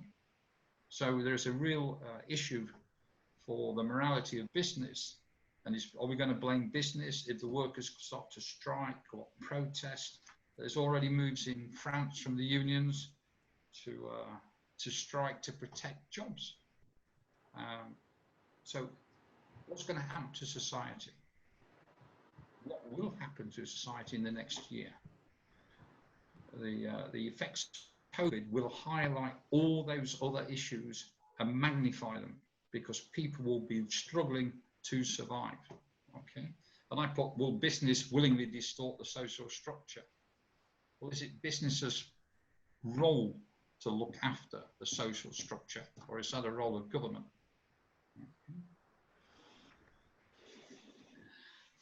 And then we look at the rules around the world for people. So I've just spent 3 years in Africa. I've been in Somalia, Ethiopia, Kenya, Tanzania. I'm currently in Cameroon. They all have very different attitudes to health and safety. I've made many trips to India, over 20 visits to India, taught in India over a number of years from time to time. No country operates in the same way with regard to staff. In some countries, we make the staff buy their own PPE. In the West, we give them PPE. So safety boots will cost a month's salary for a worker in Africa. So they don't buy them. They'll buy cheap boots. They're not safe, but they've got boots. So the whole thing about the morality of business is very complex. And it always comes back to money. And we have to either be honest about what is the purpose of business, to make money, or is the purpose of business to improve the life of the workers. And that is, Dr. Sharma would argue with Tato's thing that we have a responsibility for the workers. But when it comes to fundamental cost, business won't carry the cost. They will not carry the cost. So I've just used Africa. So I've just mentioned India, but Africa is not unique, about how we treat poor workers. We're even in the West, in England, I ran a college for 26 years. And at times of budget cuts from the government, we reduce staff, quite simply. I could save £3 million by reducing my staff by 8%. And I needed to save £3 million. I reduced the staff. Was I concerned for their family, their children? Yes. But was I deeply concerned? And the answer is no, because I was more concerned about keeping the college running effectively. So I'll be guilty for that. Okay.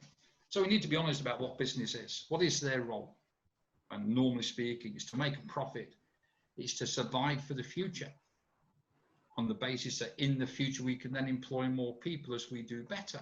So we may defer our morality, our ethics to the future, but in the present, we sometimes sacrifice morality and ethics in the broader sense to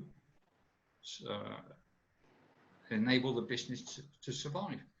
Should I be fair to all people? It's not possible. I can't pay everybody the same, because they don't all do the same job. They've not all got the same skill, but we need to appear to be fair. It's a fair way of approach things. And then we go on about the environment, protection, sharing the profits. Do we really share profits in business with the workers? If you look at the disparity between the worker and the executives, the managers, the gap has grown exponentially in the last 10 years. It's not got smaller, it's got huge. So the gap between the rich and the poor, and that will be accentuated during this crisis. It's a real issue after the crisis. The most billionaires in the world sit in India. India's got the most poor people. Well, you can look at Russia. Lots of billionaires, lots of poor people. Will the poor people not do something eventually when all they see is they're again being sacrificed to save business, and the rich people are just going to stay rich? I can pick on Richard Branson in England, Lord Sugar. They're all asking for money, but Richard Branson's got £1 billion personal wealth, not investing 1 penny to save the workers. He's asked the government to give him money to save Virgin Airlines, but no commitment to save the staff's jobs. And that's been repeated by many, many, many corporations. Okay? They do not consider society's needs. They consider their need. Okay. And they have the political power to do so. Now, I won't say that large companies blackmail small countries, but they do. If I'll come and invest in your oil, China and Russia are currently negotiating with Iraq to take over the oil fields. But their condition is they're allowed to manage them in their own way. There's no such thing as we will guarantee to implement human rights or whatever, or health and safety. Their guarantee is we'll pay you this, but you must let us have this to do what we want to do. And that's repeated by lots of companies, BP, Shell, Esso. There's not a lot of difference. Okay, but my worry is the perception of people. We will start to look at business in a different way. When you disengage and you disenfranchise millions, hundreds of millions of people, eventually they will rebel. History is the perfect proof that sooner or later people rebel against the injustice of being rich and poor. And then we have other pressures on equality, morality, compensation for the past, slavery, sexual discrimination. Are today's leaders really concerned with what happened in the past? I don't think they are. We pay lip service sometimes to these issues. We put in a policy that will treat people, we'll recruit 40% of all the workers will be, in the next recruitment, will at least will be women. We have targets for 50% of women on boards. Is that fair? It's trying to address a wrong of the past. Is it a fair thing to do today? Or should we really be egalitarian and work on meritocracy? So it's just people's meritocracy should rule, but then you will never correct the past. Okay. When we talk about equal pay, again, I'll use Africa as a good example. I can employ a teacher in Africa for $90 a month. When I pay a lecturer, I'll pay them by the hour. I would pay them $25 an hour. So in 3 hours, a teacher in England can earn the same as a teacher in Africa for 1 month. So, and that can be for the same institution. So we're looking at opening a college in Ghana. It's an extension to college in England. So I'm going to pay one teacher in 3 hours, but I'll pay another teacher for the same institution, but in another country, in a month. Is that morally ethical? But if I was to pay the teacher in Ghana at the same rate as England, I would distort their economy. And then that would be a bad effect for their economy, because suddenly you're going to have a group of teachers who are super rich compared to their peers. And that will cause a dysfunctional impact on the colleges then in Ghana. Okay, and if anybody wants to see dysfunctional pay as a reality, go to Nairobi, where the UN pays everybody their salary as if they were in their host country, and then gives them an extra allowance. And the local people cannot afford to live in most of Nairobi because it is so expensive, because the UN has increased the salaries of the UN employees so high. They're now the super rich in Nairobi. And Nairobi people and Kenyans cannot get a foothold in the town.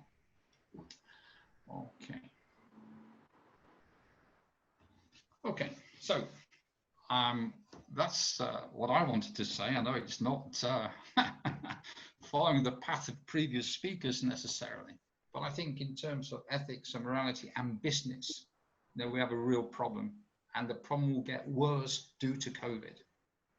Okay, and my last thought is, should business have a soul? And I'm not sure business will ever have a soul in the way that we think of a soul. Anyway, hopefully you found that interesting, and it's just my take on where we are. Okay, so thank you very much. Thank you so much, sir. Now I request Professor Colin Colson Thomas for special address. Before that, I would like to introduce Professor Colin. Professor Colin is a president of Institute of Management Services, UK, and is a world-renowned professor of corporate transformation. He has been associated with SRISIIM as a distinguished professor for many years. Please turn on his mic.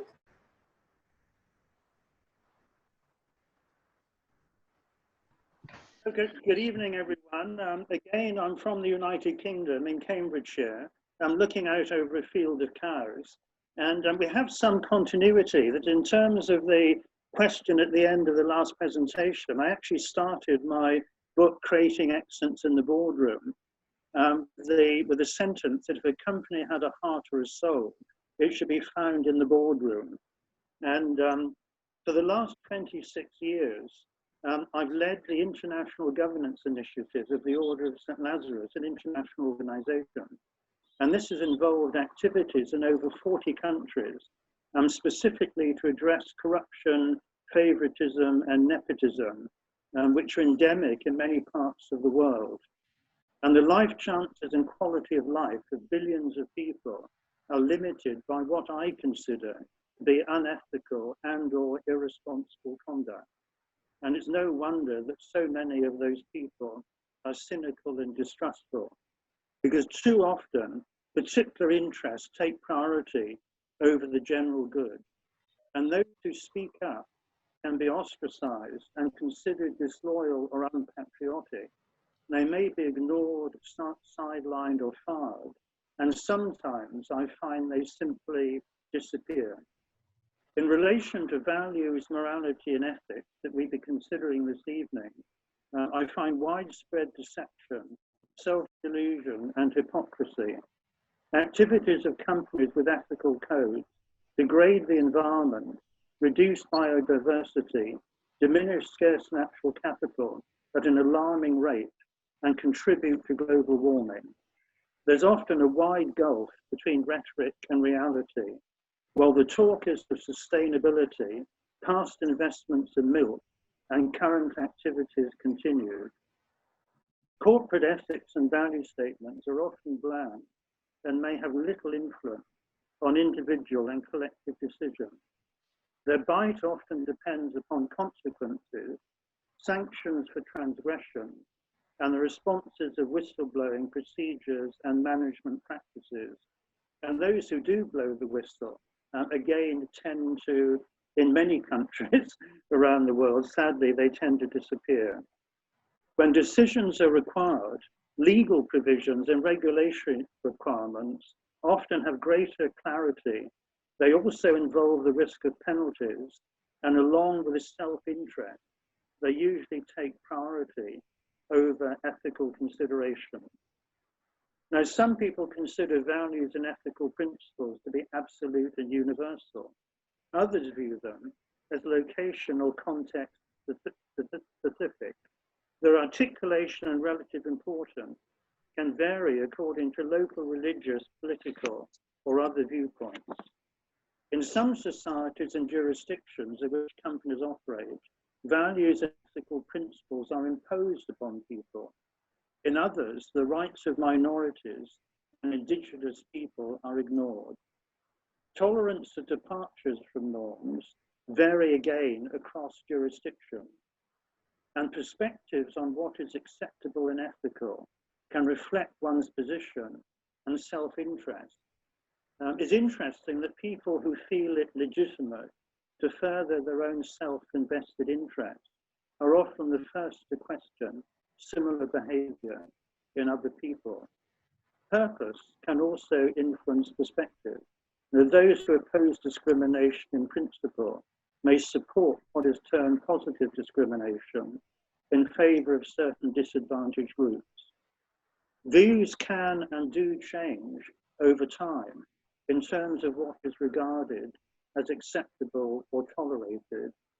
A merchant and philanthropist in one age can later be reviled as a slave trader, and latent values and ethical concerns can sometimes be brought to the surface and demands for change triggered by particular incidents, as we've recently seen in the United States and elsewhere.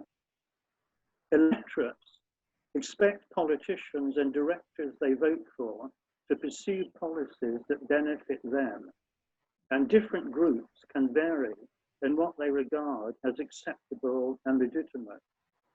And if you're on a board, you have to arbitrate between these competing and contending interests and the different requirements of different stakeholders. In terms of what's acceptable and legitimate, socialists might consider business, profit, markets and capitalism to be intrinsically unfair and unethical. They may call for nationalization and government intervention and control. Advocates of capitalism at the other end of the spectrum might put the case for market, private enterprise and freedom of choice. They may warn of the danger of public officials being able to systematically favor some groups and disadvantage others. Personal positions in the debate over freedom versus control can often depend upon who and what system one trusts and views of who benefits or is disadvantaged. Pragmatism can often trump fairness when decision makers reward their supporters and fellow travelers, and when they and others defer to influential and or powerful interests. And those in power sometimes determine whose values, priorities and ethics predominate. So that's an overview of what I find, leading this initiative, and it is very sobering, and it's quite far removed, some of the inspiring presentations we heard earlier. So what can be done to encourage more responsible conduct? Now, guidance and checks, I find, in performance support can often be a more cost-effective way of ensuring policies and codes are followed than trying to change the corporate culture. And indeed, one can question whether it's ever possible to change, someone's sort of basic attitudes, beliefs, and values. Support tools can make people aware, for example, of the environmental and other consequences of different options and help them to make more responsible decisions. And key principles in their design, and I spent a lot of my life actually putting performance support tools into a variety of organizations. Key principles in their design are to make it easier, sometimes very easy, for people to do the right thing, and much more difficult for them to cut corners and bend the rules and do things that are illegal, or do things in particular to favor particular people over others. Now, customer and public responses to unethical conduct can depend upon circumstances and the availability of affordable and convenient alternatives. And sometimes we are our own worst enemies in the longer term by tolerating conduct that we consider unfair and unethical. And it's interesting that pre-COVID-19 sales of the cars in Germany produced by the German company involved in the emission rigging scandal suggests that serious transgression may be forgiven or forgotten in some circumstances. Now, as president of the Institute of Management Services, I ought to mention that most professional bodies have codes of practice and disciplinary procedures. And another dimension of looking at business ethics is to consider professional ethics. And what strikes me is that very few of the professionals involved in the offerings and practices that led to the 2007-8 financial crisis have faced any form of questioning, let alone retribution. And again, one comes back to this question of ethical principles, being much talked about, but in practice, what, if any, impact do they have, as opposed to vested interest and things that people feel compelled to do when they take decisions. And professional codes of ethics need to become living documents that are understood in practice. Many options and activities in business and life have an ethical dimension. Profitable and legal offerings may have negative behavioral health or environmental impact. High-performing employees who deliver results may sail close to the wind. Cutting costs to achieve needed economies may increase certain risks, and as we have just heard, have adverse consequences to particular stakeholders. Concern for ethical standards sometimes rises when there's a greater possibility of disclosure, discovery, media coverage, and legal action and retribution. It sometimes falls when people look over their shoulders and see competitors using unethical practices to win orders and compete against them. A business, from the point of view of a director, can be subject to many laws, regulations, license conditions, and other requirements. And they and business practices can vary significantly across the different jurisdictions in which a company operates. In some places, employees may be drawn from communities and/or religions that are themselves in conflict. Those people may have to deal with customers, prospects, from a variety of cultures and with diverse views. Acceptable sales practices in some places might be regarded as unethical and illegal in others. Sometimes greed, a bonus culture, commission practices and targets rather than customer requirements drive activity. Financial institutions in the UK have been forced to pay billions in compensation for mis-selling. Support tools can prevent many forms of inappropriate and/or illegal selling, and they can be available 24/7 wherever required and can generate evidence of compliance and are relatively cost-effective and quick to adopt and implement.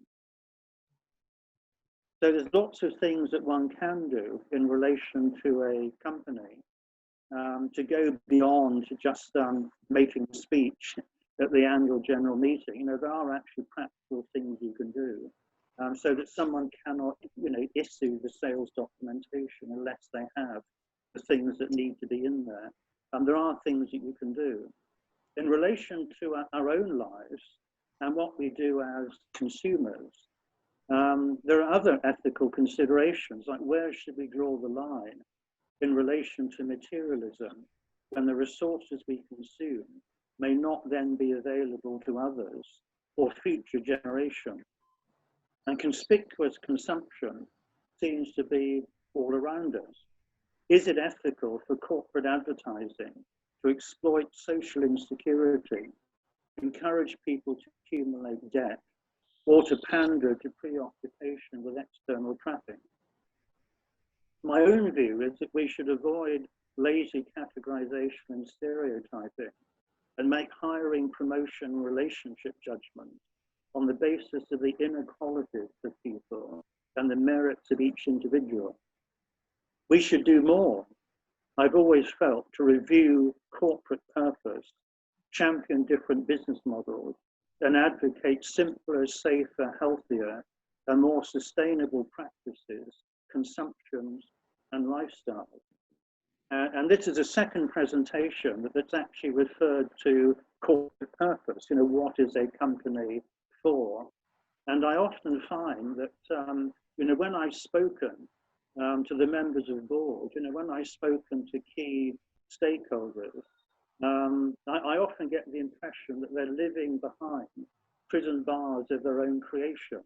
In other words, in terms of recovering something like the COVID-19 situation that we are in, I suspect if many of those people actually got together and discussed it, then the people in the boardroom would find that some of the key stakeholders, and they have an interest in the long-term success of the enterprise, is a shared interest that they should all have. You know, that very often, you know, people would be prepared to consider a change of corporate purpose. But how many directors, for example, in relation to more sustainable practices, consumption and lifestyle, actually themselves set an example by operating the most economical and greenest cars in the corporate car park? Many ethical dilemmas do end up in boardrooms, and making the wrong calls is not always the situation the German car manufacturer is in, where people forgive and forget. because they still want the cars. In many other cases, making the wrong calls can damage trust and reputation. Board chairs that I surveyed in one survey identified integrity as the most important quality that they seek in directors. Ethical awareness and sensitivity is critical in boardrooms, especially today, because relationships that are based upon mutual trust and shared interests and values are much more likely to last. Boards need leaders and directors who instinctively know what the right thing to do is in different situations. And directors should exercise independent judgment. They're required by law to exercise independent judgment, then they should avoid obligations to protect. But directors should be objective and take the aspirations, concerns, and requirements of all stakeholders into account. In law, if companies are required to do that, then they can act in the best long-term interest of the particular company. And those interests, should embrace the interests of all the stakeholders. In the rush to cover from COVID-19, there's a real danger, as the last presentation pointed out, that ethical principles may be overlooked even more so, than they have been in the past. And ethical, responsible leadership has never been more important. And so in that sense, I hope the work of SRISIIM actually continues, to actually provide and encourage and inspire the future generations of ethical and responsible leaders.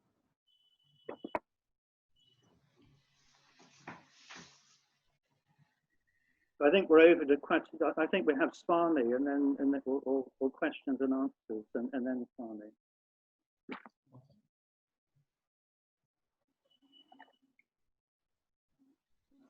Thank you so much, sir. I would like to introduce Dr. Swami Parthasarthi, Chancellor and Chairman, SRISIIM Research Foundation and SRISIIM Group of Institutions, Permanent Ambassador of India to United Nations, ECOSOC, to the webinar for the concluding remarks.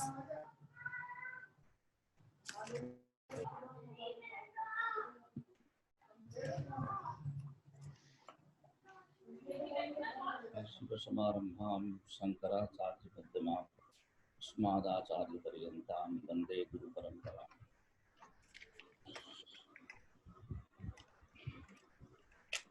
I welcome you all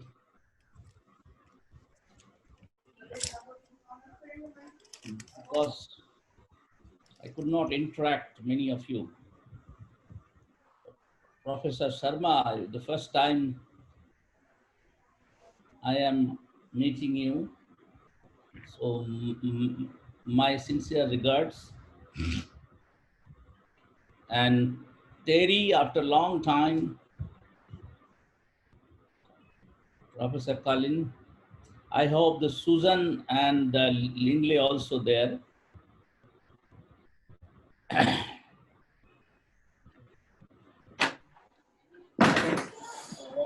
The topic we have selected is a series 1, the human values and the business ethics. First of all, we need to look into that why human values are essential. Because what the values what we are discussing, that is ultimately there will be a reflection whether it is a business, what is the household, or whether it is a sports, everywhere, this similar reflection of the values will be. The value only, this is the only criteria which differs the human animal from other animals. Human being also animal. because our scripture, Indian scripture says, Jayate iti jantu. Whosoever is born is animal. And into the same order, human being also born. Interestingly, the three criteria are common with the human being and animal. The consumption of food, sleeping, and reproduction. The third, the criteria which is absent in animal and predominantly absent, that is the conscience. The sense and conscience, there are two. The life has a two pillar, sense and conscience. The second pillar, conscience, is absent in the animal world. And this conscience itself is reflected upon through the form of a values.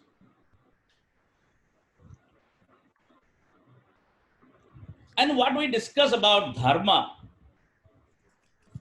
and definitely it is not religion. Dharma is nothing but the conscience, application of conscience. And universally, the value is same. It does not differ whether it is India or Africa or America. The universal values remains the same. And how we should understand from the conscience, what is the conscience and what not. We need not to go any details of the technicalities. Very simple and common sense. What you do not like to happen with you, you should not do with others.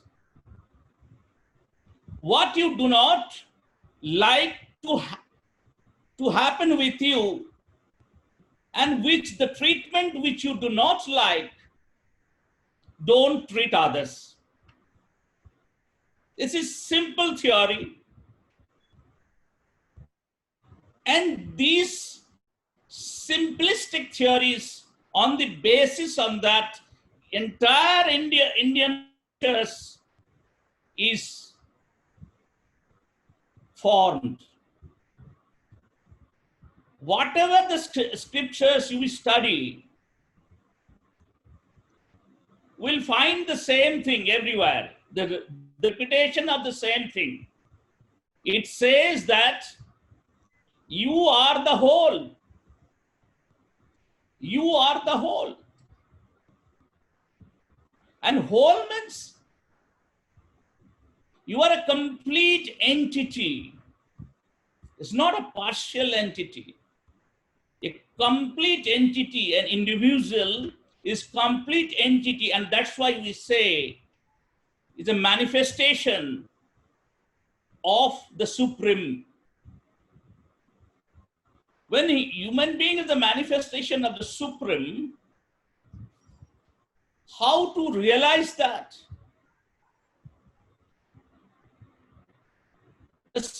Then again, the scripture saying, the simplistic method,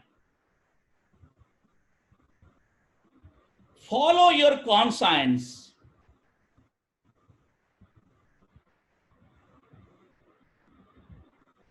Act aligned with the conscience. Now this theory, to apply this theory of conscience in human life, you do not require anything. You don't require religion. You don't require even God in human life. We even don't need God in the human life to reflect upon the conscience in our practice.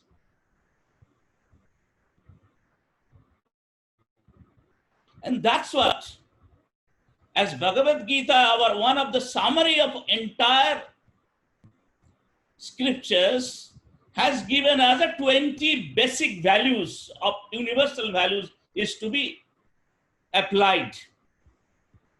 Out of that, a couple of values we have mentioned in our brochure. You can go through those values. And every human society, if they want to remain as human being, a human being first to remain as a good executive, the essential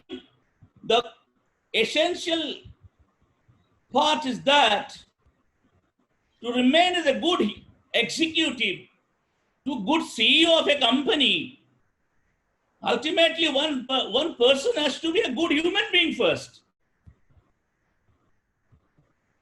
Devoid of any application of conscience, which is the key of human life, no one can become the great.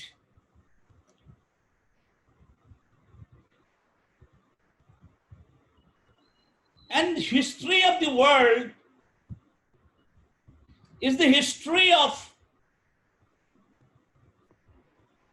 applications of conscience.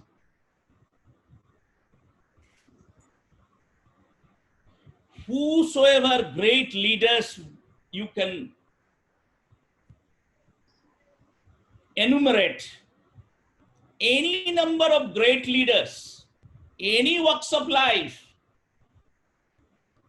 cannot be successful without application of this conscience. And that's what and if you go further step, the conscience are reflected as in the form of values. And when this same value is applied organization to organizations, that transform as an organizational value. It starts with individual value. Individual value is common for everyone. Then it further enlarged to the family value, then the national value,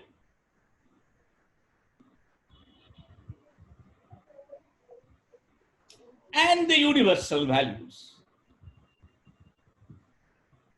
As Professor Sharma had quoted from our one scriptures, Upanishads. Upanishad in Sanskrit, it says, Ayam bandhurayam neti gananam lagu chetasam. This is my, Ayam is my, bandhu, my people, this is my people, neti gananan, and they are those are other people. This is the value from the degraded sense, logu chetasam, ayam bandhurayam, neti gananam, logu chetasam.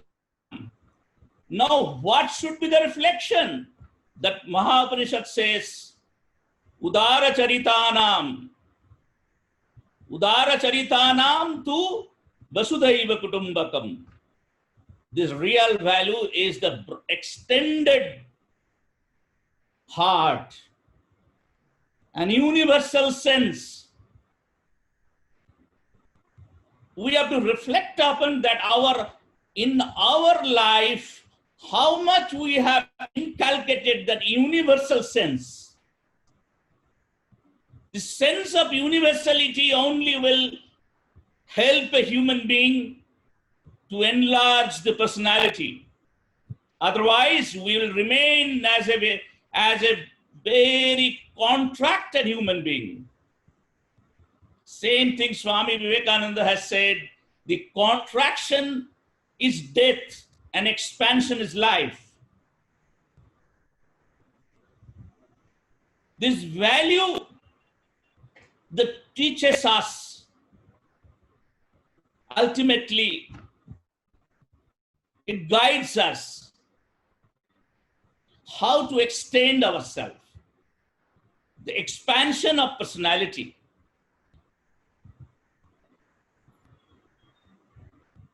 The expansion of personality will be so large.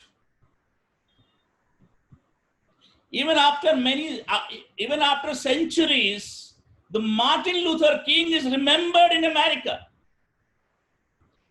Why Martin Luther King Jr. is still remembered in America? What greatness he had. The reflection of conscience, reflection of expansion of life, accommodating everyone. And accommodation of everyone is in basic principle of India, and that's why we call Udara Charitanam Vasudhaiva Kutumbakam. Large set. Udara Charitanam, the openness of the heart, is nothing but an acceptance of the universe. And to make a universe a one human colony, one colony. Each and every great people in any great nation, we find that similar reflections.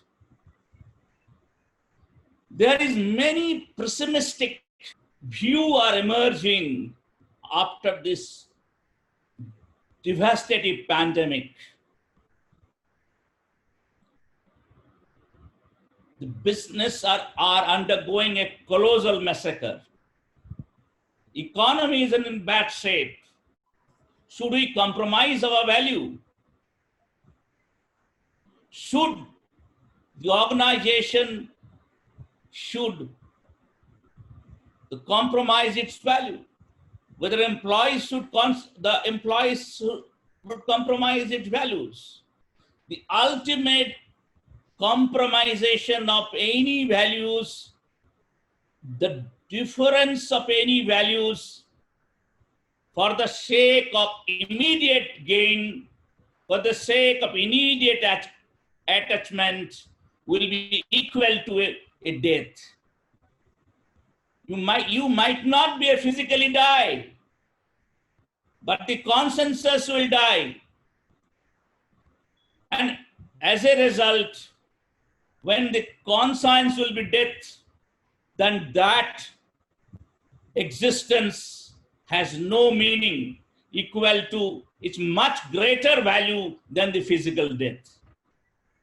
And that is the reason the many companies are surviving even hundreds of years. India's Tata Sons are surviving hundreds of years. Only thing that they practice the value and the conscience in the organizational structure. The compromise of values in the organizational structure should lead. There will be no end of compromise. Endless compromise. And where you will stand at last? Where you will stand?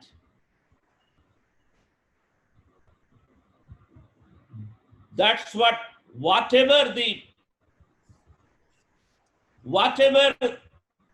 the state of the affairs, the organization should not compromise with the values which is to be inculcated, which is there it is written in their mission and vision. The mission, no company's mission, vision are structured without the blending of value systems. I don't have any idea that any company's value, the mission, vision, and policy has been drafted without breadth of any value, the divide of any value. So when there's a mission, vision has been drafted according to the universal values, why not? It should be upheld in the practice.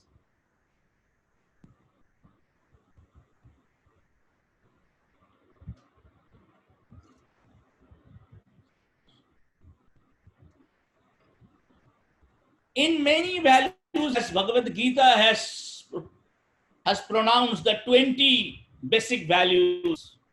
Out of the one basic values is sought, says the compassion. The compassion. No system in this world can function devoid of compassion. Even a professional criminal is also inculcating the compassion when he comes to his own home. A professional killer also is possessing that value, compassion, when it comes to his own home. But problem is that he could not expand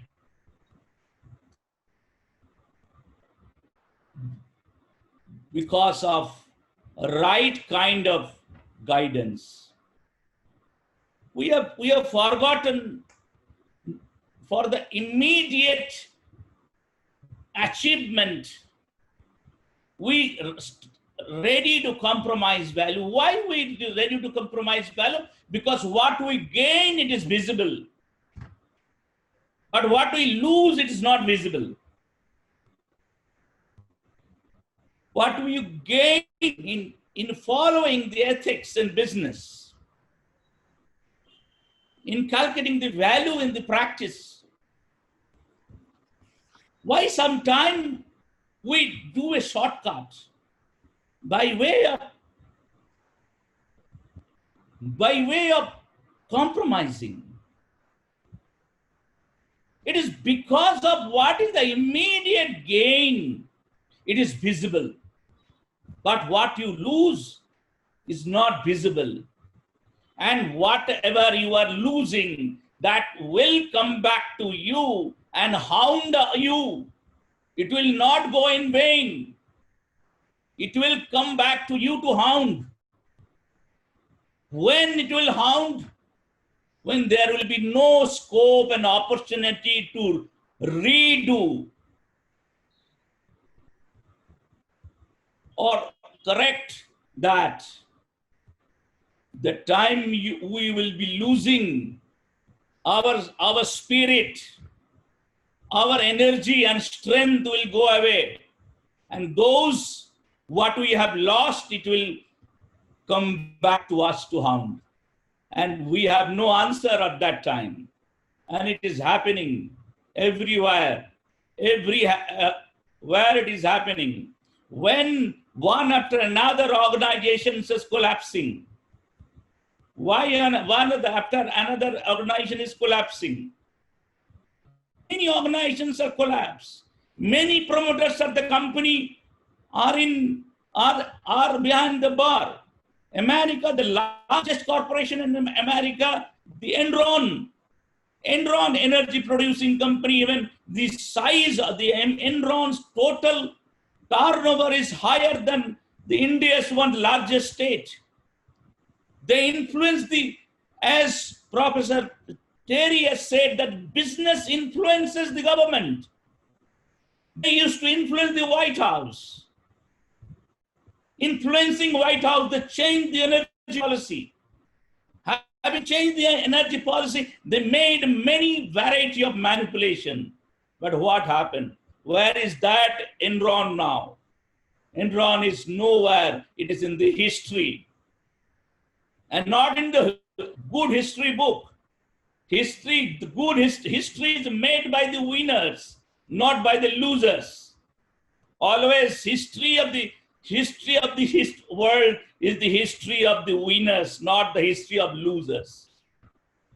And all those guys, many organizations, India, many organizations, Britain, many organizations has been collapsed. What root cause of all organizations, the compromisation of value and ethics. And that's why we thought that let us have a dialogue and worldwide dialogue on this. And I also hope this dialogue we should continue. And we should continue, we should prepare the document of the proceedings. And we should record it, we should distribute it. One or two seminar cannot change the worldview. We required a regressive, I using intentionally the word, the regressive effort on this.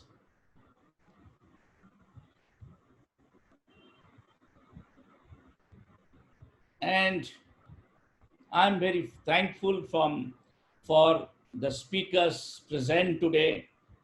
A couple of speakers could not join due to the time zone. Unfortunately, we could not get them in future. In the next series, we should further include them, and we should have another series 2.0 on the same topic. And I thank all the participants. I have seen the huge number of participants that are observing.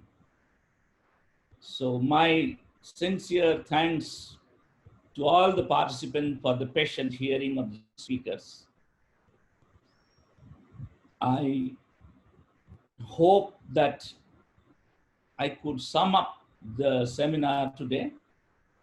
My sincere gratitude and obeisance to Colin, to Professor Terrace, to Professor Sharma, Professor Susan Clark, and all others, those who are present today. My sincere thanks and obeisance and regards. Thank you so much, sir. Now I request Professor Amlan Ray, Senior Director in Dean SRISIIM, for vote of thanks. Thank you, Ms. Kajal. It's an honor for me to share the dais with all the eminent speakers. Before I move to the vote of thanks, probably we can spend some time on the question and answer sessions, because I can see huge number of questions piling up. So, but at the same time, I understand that we are running short of time. So I will just be selective and take a few questions. So first question, which was asked by Mr. Alpesh Kumar. This question is directed towards Professor Susan Clark. And first question of the evening, we saw the business ruined to some extent at the time of COVID-19. How will it redefine or change the business ethics in this scenario? Ma'am, are you there, Professor Susan Clark? Yes, she is there. Yes, should I repeat the question? Am I audible to you? Okay, I couldn't unmute. There we go. Yes, should I repeat the question? Could you hear Yes. me? Yes, please repeat once. The question is from Mr. Alpesh Kumar. He is asking, we saw the business ruined to some extent at the time of COVID-19. How will it redefine business ethics in the changed environment? Well, I mean, I see many different avenues that this could go. And with stress and pressure on systems, from a systems perspective, perhaps, change is inevitable. I have a hope, and often my hopes are naive, some people would say, but I still have those hopes, that the experience of COVID for myself and for many of the people I talk to, on one level, And we are all still very healthy. We have had impacts across many businesses. There is a great deal of suffering.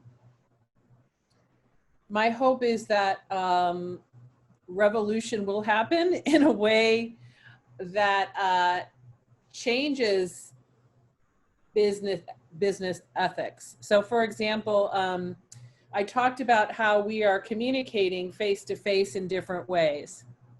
I am hopeful that if people experience increased suffering, and especially if business leaders, because COVID is for everyone, though certain groups do experience more of an impact than others, the usual groups, people who are poor, people of color, especially in the US, people who have less access to resources are having worse outcomes. But everyone, even leaders, can experience COVID for themselves and with their families and some of the suffering that happens. And so my naive yet still hope is that people will connect internally with that conscience that Dr. Swamiji was talking about in a way that creates an opening for tenderness and change. My original degree was in business, but I changed to social welfare because I think that perspective, although may not be shared by everyone, is a perspective that people have goodness inside and things could change, even in a small scale. I don't know if that answers your question, but that's my response. Thank you. Thank you so much. Thank you for the answer. So next question is addressed to Professor Radha Sharma. This question comes from Mr. Sridhan Narsiman from Chennai. He is asking, you talked about ethics in business. How does one address conflict in ethics and values from individual perspective and organization? I think the question is between the conflict between organizational ethics and individual ethics. How does someone address that? You know, there are espoused values and there are practiced values. So as Dr. Swamiji was mentioning, that every organization has got vision, mission, values, but whether those values are implemented, are practiced by the organization, that is a question mark. So in the organizations, when the organization walks the talk, the management and the people across hierarchy, we talked about Tata organization and the other, say, Infosys, for example. There are many organizations which stand for values. Then there is no conflict between individual's value and the organization because values are universal. But when these values are compromised, said something and done something, then there is pain. Now, how is that pain dealt with? There are people who react. There are people who become whistleblowers. There are people who, who represent. There are people who go to media. So the organization may try to, benefit in the short term, but actually it does not. And Swamiji gave an example of Enron, or there are many organizations which have suffered because of not following the values. So therefore, it's very important for people in the management to understand that this compromise of values is not in the interest of the organization, even though it may be beneficial in the short run, but not in the long run. I do not know if I've answered his question, but so now what happens is that it is for the employee to join such an organization or not.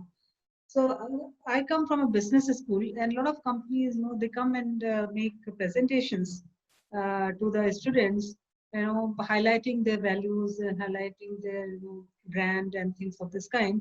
And the students choose, because they have a choice whether to join that company or not. So when they find that the values are aligned with the organizational values, and this is an ethical company having good reputation, and will stand by its values, then they choose to join. Otherwise, even if they are getting more salary, they choose not to join. Thank you so much. Mhm. Yes, thank you so much for the answer. And now on my screen, I can see an open question. It is not addressed to anyone in particular.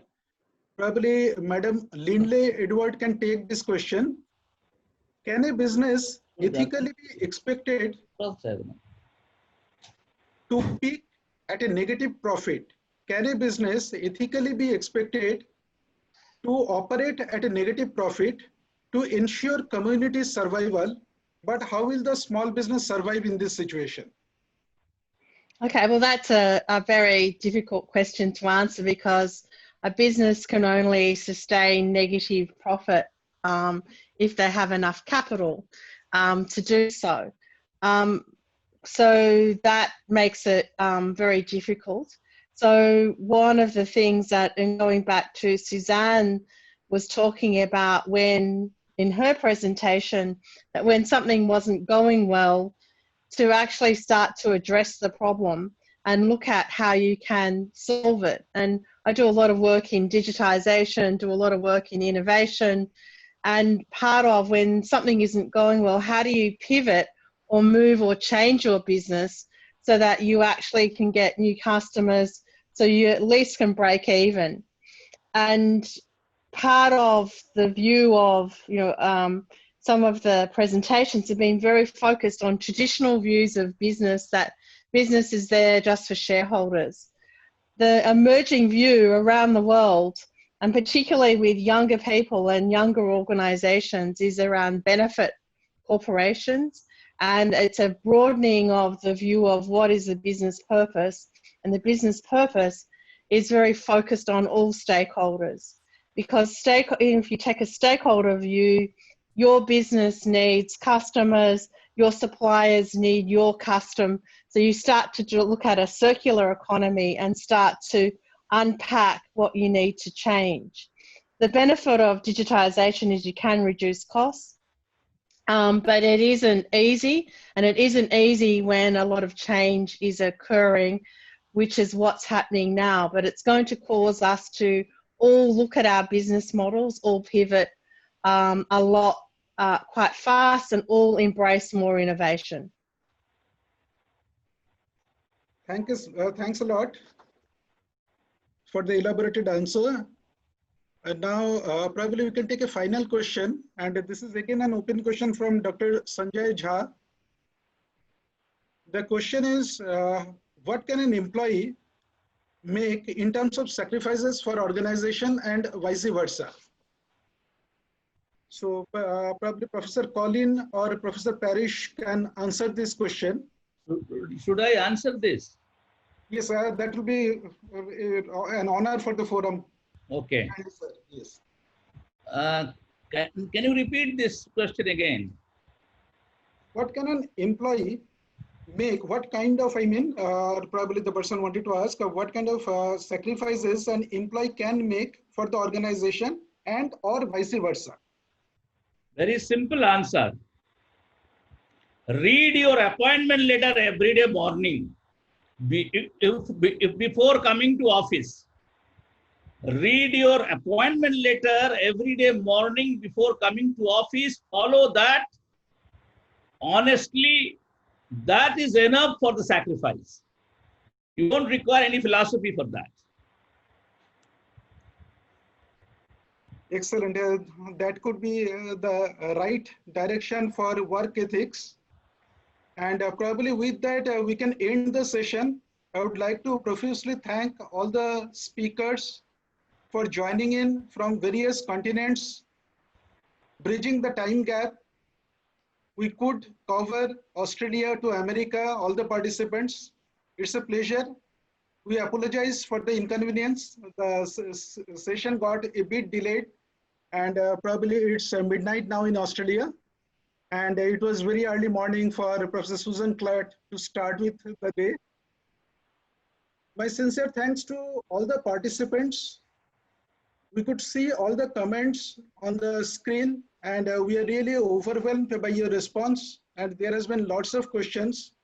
Probably most of that could be addressed by our honored panel.